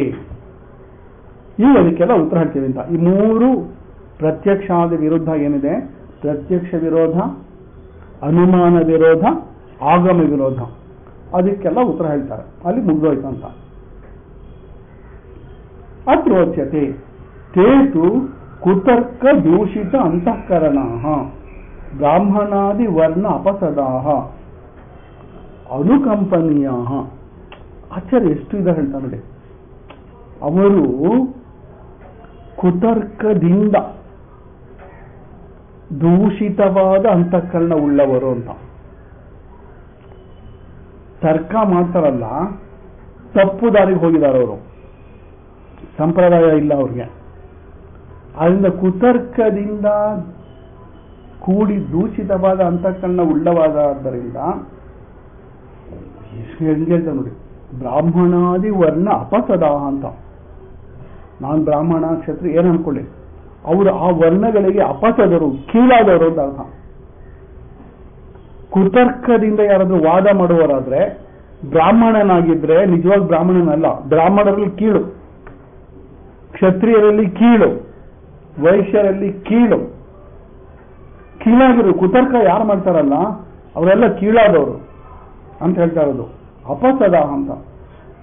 ಈಗ ಏನಲ್ಲ, ಅಷ್ಟಾದ ಮಾತ್ರಕ್ಕೆ ಕುತರ್ಕವನ್ನೇ ಮಾಡಿಕೊಂಡು ತಪ್ಪರ್ಕನೇ ಮಾಡ್ತಾರೆ, ವಿರುದ್ಧವಾದ ತರ್ಕನೇ ಮಾಡ್ತಾ ಇರ್ತಾರೆ. ಆದ್ರೂ ಅವ್ರ ದೇಶರಲ್ಲ, ಅನುಕಂಪನೀಯ. They have to be pitied. ಅವ್ರ ಬಗ್ಗೆ ನೋಡಿ, ಅವ್ರನ್ನು ಬೈಯೋದಿಲ್ಲ ಆಚಾರ್ಯರು, ತಪ್ಪು ಅಂತ ತೋರಿಸ್ತಾರೆ ಅಷ್ಟೇ ಹೊರತುನು ತಪ್ಪು ಮಾಡಿದ್ರು ಅಂದ ಮಾತ್ರಕ್ಕೆ ನೀವು ದ್ವೇಷ ಮಾಡ್ಬೇಕಂತ ಏನಿಲ್ಲ. ಅನುಕಂಪನೀಯ. ಪಾಪ ಅವ್ರ ಹೇಳಿದ್ರು ಅಂತ ಹೇಳ್ಬಿಟ್ಟು ನಾವೇ ನಂಗೆ ಮಾಡ್ಬೇಕಾಗಿಲ್ಲ, ಪಾಪ ಅಂದ್ಬಿಟ್ಟು ಬಿಟ್ಬಿಡಿ.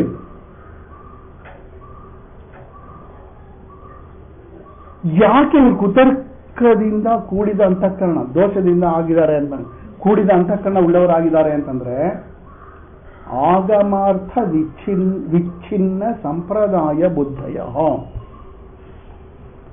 ಆಗಮದ ಅರ್ಥ ಏನಂತ ಬ್ರಹ್ಮೈಕತ್ವ ವಿದ್ಯೆ ತಿಳಿಸುವುದಕ್ಕೆ ಆಗಮಗಳು ಹೊರಟಿವೆ. ನಿಜವಾಗಿ ನೋಡಿದ್ರೆ ಪೂರ್ವಕಾಂಡವು ಅದಕ್ಕೆ ಹೊರಟಿರೋದು. ನೀವೇನು ಕರ್ಮಕಾಂಡ ಅಂತ ಹೇಳ್ತಾ ಇದ್ದೀರಲ್ಲ, ಅದೂ ಕೂಡ ಆಗಮ ಸಂಪ್ರದಾಯವಾಗಿರುವ ಆತ್ಮೈಕತ್ವ ವಿದ್ಯೆಗೆ ಸಹಾಯಕವಾಗಿ ಹೊರಟಿರುವಂತಹದ್ದು. ಆದ್ರೆ ಇವರಿಗೆ ಅದು ಬೇಕಾಗಿಲ್ಲ. ಮೋಕ್ಷವೇ ಬೇಕಾಗಿಲ್ಲ ಇರುವವರಿಗೆ ಕಾಮಗಳಿರುತ್ತೆ. ಅದಕ್ಕೂ ಪರಿಹಾರವನ್ನು ಹೇಳಿದೆ ಅಷ್ಟೇನೆ. ಆದ್ರೆ ಅದು ಸತ್ಯ ಮಿಥ್ಯ ಅಂತ ಹೇಳಕ್ ಹೊರಟಿಲ್ಲ, ಪರಿಹಾರ ಹೇಳಿದೆ. ಯಾಕೆ ಅಂತಂದ್ರೆ ಲೌಕಿಕವಾದಂತಹ ಪ್ರಯತ್ನದಲ್ಲಿ ತೊಡಗುವ ಬದಲು ಶಾಸ್ತ್ರಕ್ಕೆ ಬರಲಿ ಅಂತ. ಲೌಕಿಕವಾದ ಪ್ರಯತ್ನ ಮಾಡುವ ಸಾಧನೆಗಳನ್ನು ಮಾಡುವಾಗ ರಾಗದ್ವೇಷಾದಿಗಳು ತೀವ್ರವಾದ ಹೆಂಗ ಮಾಡ್ಬಿಡ್ತಾರೆ. ಶಾಸ್ತ್ರಕ್ಕೆ ಬಂದ್ರೆ ಒಂದು ಸಂಯಮ ಇರುತ್ತೆ, ಒಂದು ಚೌಕಟ್ಟಿರುತ್ತೆ, ಒಂದು ಎಲ್ಲೆ ಕಟ್ಟಿರುತ್ತೆ. ಅವ್ರಿಗೆ ಅಕಸ್ಮಾತ್ ತಪ್ಪು ಮಾಡ್ಬೇಕಂತಂದ್ರೂ ಕೂಡ ಬೇಡಪ್ಪ, ಶಾಸ್ತ್ರ ವಿರುದ್ಧವಾಗಿದೆ, ಶಾಸ್ತ್ರದ ಕಟ್ಟಿನಲ್ಲೇ ಏನಾದ್ರೂ ಮಾಡಬೇಕು ಅಂತ ಹೋಗೋರು ಇರ್ತಾರೆ. ಅಷ್ಟಾದ್ರೂ ಸಂಯಮ ಬಂದಿದೆ. ಮತ್ತು ಮಾಡ್ತಾ ಮಾಡ್ತಾ ಅವರಿಗೆ ಆಯಾ ಫಲಗಳನ್ನು ಅನುಭವಿಸೋದು, ತಿರ್ಗಾ ಆ ಮುಗ್ದೋಗ್ಬಿಟ್ಮೇಲೆ ಅಯ್ಯೋ ಅನ್ಕೊಳ್ಳೋದು, ತಿರ್ಗಾ ಇದು ಆಗಿ ಆಗಿ ವೈರಾಗ್ಯ ಬರುತ್ತೆ. ವೈರಾಗ್ಯ ಬಂದಾಗ ಚಿತ್ತಶುದ್ಧಿ. ಅದೇ ಅದರಿಂದ ಕರ್ಮ ಕಾಣದೆ ಹೇಳಿರುವಂಥ ಕರ್ಮಗಳು ಆಯಾ ಭೋಗಕ್ಕೆ ಸಾಧನಗಳಾಗಿದ್ರೂ ಕೂಡ ಕೊನೆಗೆ ವೈರಾಗ್ಯ ಬಂದೇ ಬರುತ್ತೆ. ಅದನ್ನೇ ಆಚಾರ್ಯ ಛಾಂದೋಗ್ಯನ ಅಧ್ಯಾಯದಲ್ಲಿ ಸನ್ಮಾರ್ಗಸ್ಥಾಃ ತಾವದ್ ಭವಂತು ತೇಷಾಮಪಿ ಶನೈಃ ತತ್ವಂ ಗ್ರಾಹಯಿಷ್ಯಾಮಿ ಇತಿ ಮನ್ಯದ ಶ್ರುತಿ ಅಂತ. ಆಮೇಲೆ ಹೇಳುತ್ತೆ, ನೀವು ಏನ್ ಸಾಧನೆ ಮಾಡ್ತೀವಿ ನೋಡು, ಅದನ್ನೇ ಫಲಾಭಿಸಂಧಿ ಇಲ್ದಿರ ಮಾಡು. ನಿಸ್ಸಂಗತೆಯ ದ್ವಂದ್ವ ಪ್ರಹಾಣ ಪೂರ್ವಕಂ ಕ್ರಿಯಮಾಣೆ ಕದಿ ಅಷ್ಟೇನೆ ಮಾಡಿದ್ರೆ ಚಿತ್ತಶುದ್ಧಿ ಆಗುತ್ತೆ. ಚಿತ್ತಶುದ್ಧಿ ಆದ್ರೆ ಶ್ರವಣಾದಿಗಳನ್ನು ಮಾಡುವಾಗ ತತ್ವ ನೋಡ್ಕೊಳಕ್ ಬರುತ್ತೆ, ಹಾಗಾಗಿ ನೋಡ್ಕೊಳಕ್ ಬರುತ್ತೆ ಅಂತ. ಕೊನೆಗೆ ಅದು ಬಂದಿರೋದು ಅದಕ್ಕೋಸ್ಕರನೇ. ಈ ಸಂಪ್ರದಾಯ ಗೊತ್ತಿಲ್ಲ. ಇಡೀ ಶಾಸ್ತ್ರ, ಆಗಮ ಶಾಸ್ತ್ರ ಅಥವಾ ವೇದಶಾಸ್ತ್ರವು ಆತ್ಮೈಕತ್ವ ವಿದ್ಯೆಯನ್ನು ಬೋಧಿಸುವುದಕ್ಕೆ ಹೊರಟಿದೆ. ವೇದಾಂತದಲ್ಲಿ ನೇರಾಗಿ ಬೋಧಿಸಿದೆ. ಶಾಸ್ತ್ರದಲ್ಲಿ ಪರಂಪರೆಯಿಂದ ಆಯಾ ಸಾಧನೆಗಳನ್ನೇ ಚಿತ್ತಶುದ್ಧಿಗಾಗಿ ಮಾಡುವ ಕ್ರಮವನ್ನು ತಿಳಿಸಿದೆ. ಆದರೆ ಸಾಧನೆಗಳು ಬೇಕೇ ಬೇಕಾದ್ರೆ ಸಾಧನೆಗಳ ವಿವರವಾಗಿ ಹೇಳಿದೆ, ಅರ್ಥ ಆಗ್ತಲ್ಲ. ಒಟ್ಟಿನಲ್ಲಿ ಏನಂತ, ಆಗಮ ಸಂಪ್ರದಾಯ ಏನಪ್ಪ ಅಂತಂದ್ರೆ ಆತ್ಮೈಕತ್ವ ವಿದ್ಯೆಯನ್ನ ತಿಳಿಸುವುದಕ್ಕಾಗಿಯೇ ಹೊರಟಿರುವಂತಹದ್ದು. ಈ ಸಂಪ್ರದಾಯ ವಿಚ್ಛಿನ್ನವಾಗ್ಬಿಟ್ಟಿದೆ. ಈ ಸಂಪ್ರದಾಯ ಹೊರಟೋಗಿದೆ ಅವ್ರಿಗೆ. ಆದ್ದರಿಂದ ಹಿಂಗೆಲ್ಲ ಅವ್ರ ಪ್ರತ್ಯಕ್ಷವೇ ಪ್ರಧಾನ, ಅನುಮಾನವೇ ಪ್ರಧಾನ, ಹಂಗೆ ಹೊರಟ್ಬಿಟ್ಟಿದ್ದಾರೆ. ಆದ್ರಿಂದ ಇವ್ರು ದಾರಿ ತಪ್ಪಿದವರು. ಬ್ರಾಹ್ಮಣ ಅಪಸದ, ಬ್ರಾಹ್ಮಣಾದಿ ವರ್ಣ ಅಪಸದ ಅಂತ ಯಾವುದು ವರ್ಣದಲ್ಲಿದ್ದಾರೋ ಅದರಲ್ಲಿ ಕೀಳಾದವರು ಅವರು ಅಂತ. ಆಯಾ ವರ್ಣಿಗಳೆಲ್ಲ ಅಂತ ಹೇಳೋದಿಲ್ಲ ಆಚಾರ್ಯರು. ಪಾಪ ಇರ್ಲಿ, ಇದ್ಗುಣ ಬ್ರಾಹ್ಮಣರು ಅನ್ಕೊಂತಾರೆ, ಇದ್ಗುಣ ಇಲ್ಲ ಅಂತ. ಆದ್ರೆ ಕೀಳಾದವರು ಅವರು ಅಂತ. ಕಥಂ, ಹೇಗೆ ಹೇಳ್ತೀರಾ ಇದನ್ನ? ಸಂಪ್ರದಾಯ ಇಲ್ಲ, ಆದ್ರಿಂದ ಅವರ ಅಂತಃಕರಣ ಕುತರ್ಕದಿಂದ ಕೂಡ್ಕೊಂಡ್ಬಿಟ್ಟಿದೆ, ದೂಷಿತವಾಗಿದೆ ಅಂತ ಹೇಗೆ ಹೇಳ್ತೀರಾ ಅಂದ್ರೆ, ಈಗ ಒಂದೊಂದಾಗಿ ತೊಳ್ತಾರ ಅವರು. ಶ್ರೋತ್ರಾದಿ ದ್ವಾರೈ ಶಬ್ದಾದಿಭಿ ಪ್ರತ್ಯಕ್ಷತಃ ಉಪಲಭ್ಯಮಾನೈ ಬ್ರಹ್ಮಣಃ ಏಕತ್ವಂ ವಿರುದ್ಧತೆ ಇತಿ ವದಂತಃ ವಕ್ತವ್ಯಾಃ ಕಿಂ ಶಬ್ದಾದೀನಾಂ ಭೇದೇನ ಆಕಾಶ ಏಕತ್ವಂ ವಿರುದ್ಧತೆ ಇತಿ. ನೀವೇ ಉತ್ತರ ಹೇಳಬೇಕು ಅಂತಾರೆ. ಮೊದಲನೇದಾಗಿ ಅವ್ರಿಗೊಂದು ಈ ಪ್ರಶ್ನೆ ಕೇಳಬೇಕು. ಶ್ರವಣೇಂದ್ರಿಯಾದಿಗಳೇ ಮೊದಲನ್ನು, ಶ್ರವಣ ಚಕ್ಷು ಇವುಗಳ ಮೂಲಕ, ದ್ವಾರೈಹಿ ಇವುಗಳ ಮೂಲಕ ಶಬ್ದಾದಿಗಳು ಏನು ನಮಗೆ ಪ್ರತ್ಯಕ್ಷವಾಗಿಯೇ ತಿಳಿದು ಉಪಲಭ್ಯಮಾನ ಅಂದ್ರೆ ಗೊತ್ತಾಗ್ತಾ ಇದೆ, ತಿಳಿದು ಬರ್ತಾ ಇದೆ ಅಂತ ಅಂತಾರಲ್ಲ, ಈ ವ್ಯವಹಾರವು ಬ್ರಹ್ಮಣಃ ಏಕತ್ವಂ ವಿರುದ್ಧತೆ, ಬ್ರಹ್ಮದ ಏಕತ್ವಕ್ಕೆ ಅದ್ವಿತೀಯತ್ವಕ್ಕೆ ವಿರುದ್ಧವಾಗಿದೆ ಅಂತ ಹೇಳ್ತಾರಲ್ಲ. ಇತಿ ವದಂತಹ, ಹೀಗೆ ಹೇಳುವವರು ವಕ್ತವ್ಯಾಹ ಹೇಳಬೇಕು. ಏನಂತ? ಕಿಂ ಶಬ್ದಾದಿ ಭೇದೇನ ಆಕಾಶ ಏಕತ್ವಂ ವಿರುದ್ಧ್ಯತೆ ಇತಿ. ಶಬ್ದಾದಿಗಳು ಬೇರೆ ಬೇರೆ ಆದ ಮಾತ್ರಕ್ಕೆ ಆ ಬೇರೆ ಬೇರೆ ಶಬ್ದಾದಿಗಳು, ಶಬ್ದ ಬೇರೆ, ಸ್ಪರ್ಶ ಬೇರೆ, ರೂಪ ಬೇರೆ, ರಸ ಬೇರೆ, ಗಂಧ ಬೇರೆ. ಅದರಲ್ಲಿ ಶಬ್ದದಲ್ಲೇ ಬೇರೆ ಬೇರೆ ರೀತಿ ಇದೆ, ರೂಪದಲ್ಲಿ ಬೇರೆ ಹೀಗೆಲ್ಲ ಬೇರೆ ಬೇರೆ ಆದರೂ ಅದೆಲ್ಲ ಯಾವ ಆಕಾಶದಲ್ಲಿ ತೋರ್ತಾ ಇದೆಯೋ ಆ ಆಕಾಶವು ಒಂದೇ ಆಗಿದೆ ಅನ್ನುವುದಕ್ಕೆ ಇದೇನಾದ್ರೂ ವಿರುದ್ಧವಾಗಿದೆಯಾ? ಅಥವಾ ಆಕಾಶವು ಬೇರೆ ಬೇರೆನೋ? ಶಬ್ದಕ್ಕೊಂದು ಬೇರೆ ಆಕಾಶ, ರೂಪಕ್ಕೊಂದು ಬೇರೆ, ರಸಕ್ಕೊಂದು ಬೇರೆ, ಹಂಗೇನಾದ್ರು ಇದೆಯಾ? ಆಕಾಶವು ಅದ್ವಿತೀಯವಾಗಿದೆ. ಶಬ್ದಾದಿಗಳು ಬೇರೆ ಬೇರೆ ಆಗಿದ್ರು ಆಕಾಶವು ಮಾತ್ರ ಒಂದೇ ಆಗಿದೆ.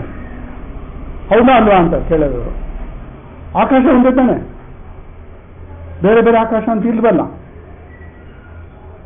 ಅಥನ ವಿರುದ್ಧತೆ ಇಲ್ಲ, ಇದಕ್ಕೆ ವಿರೋಧ ಇಲ್ಲ.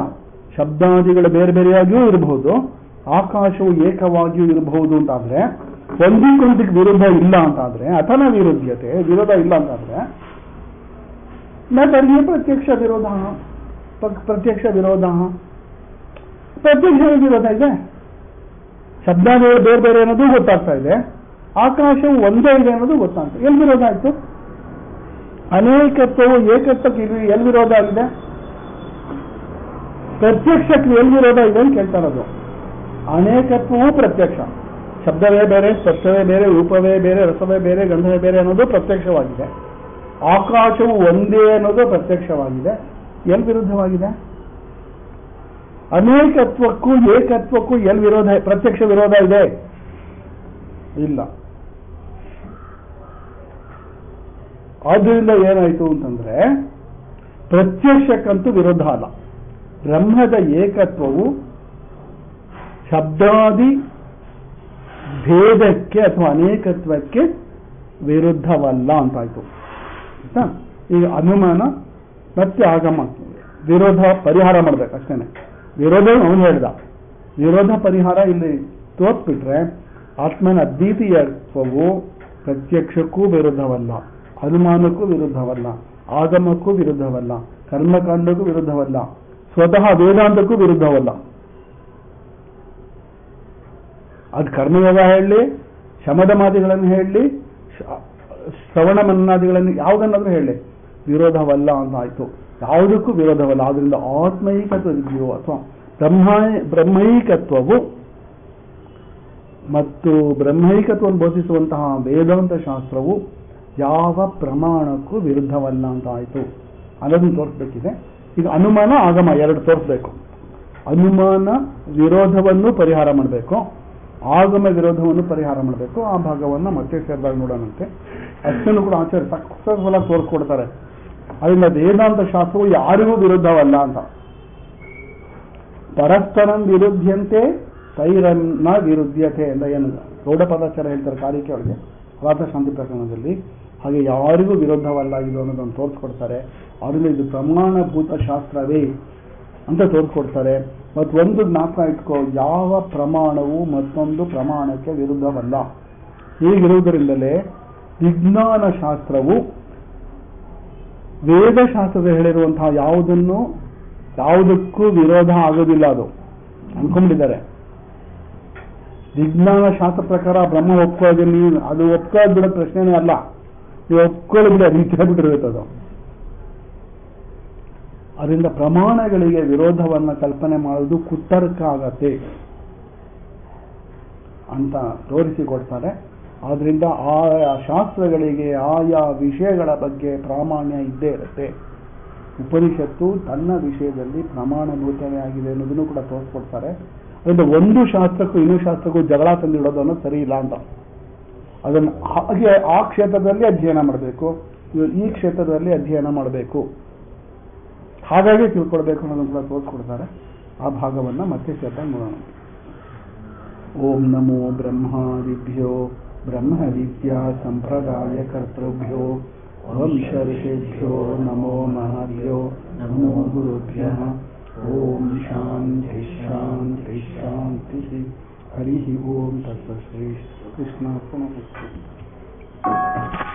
ಮತ್ತೆ ಮುಂದಿನ ಶನಿವಾರ ಭಾನುವಾರ ಸೇರೋಣ.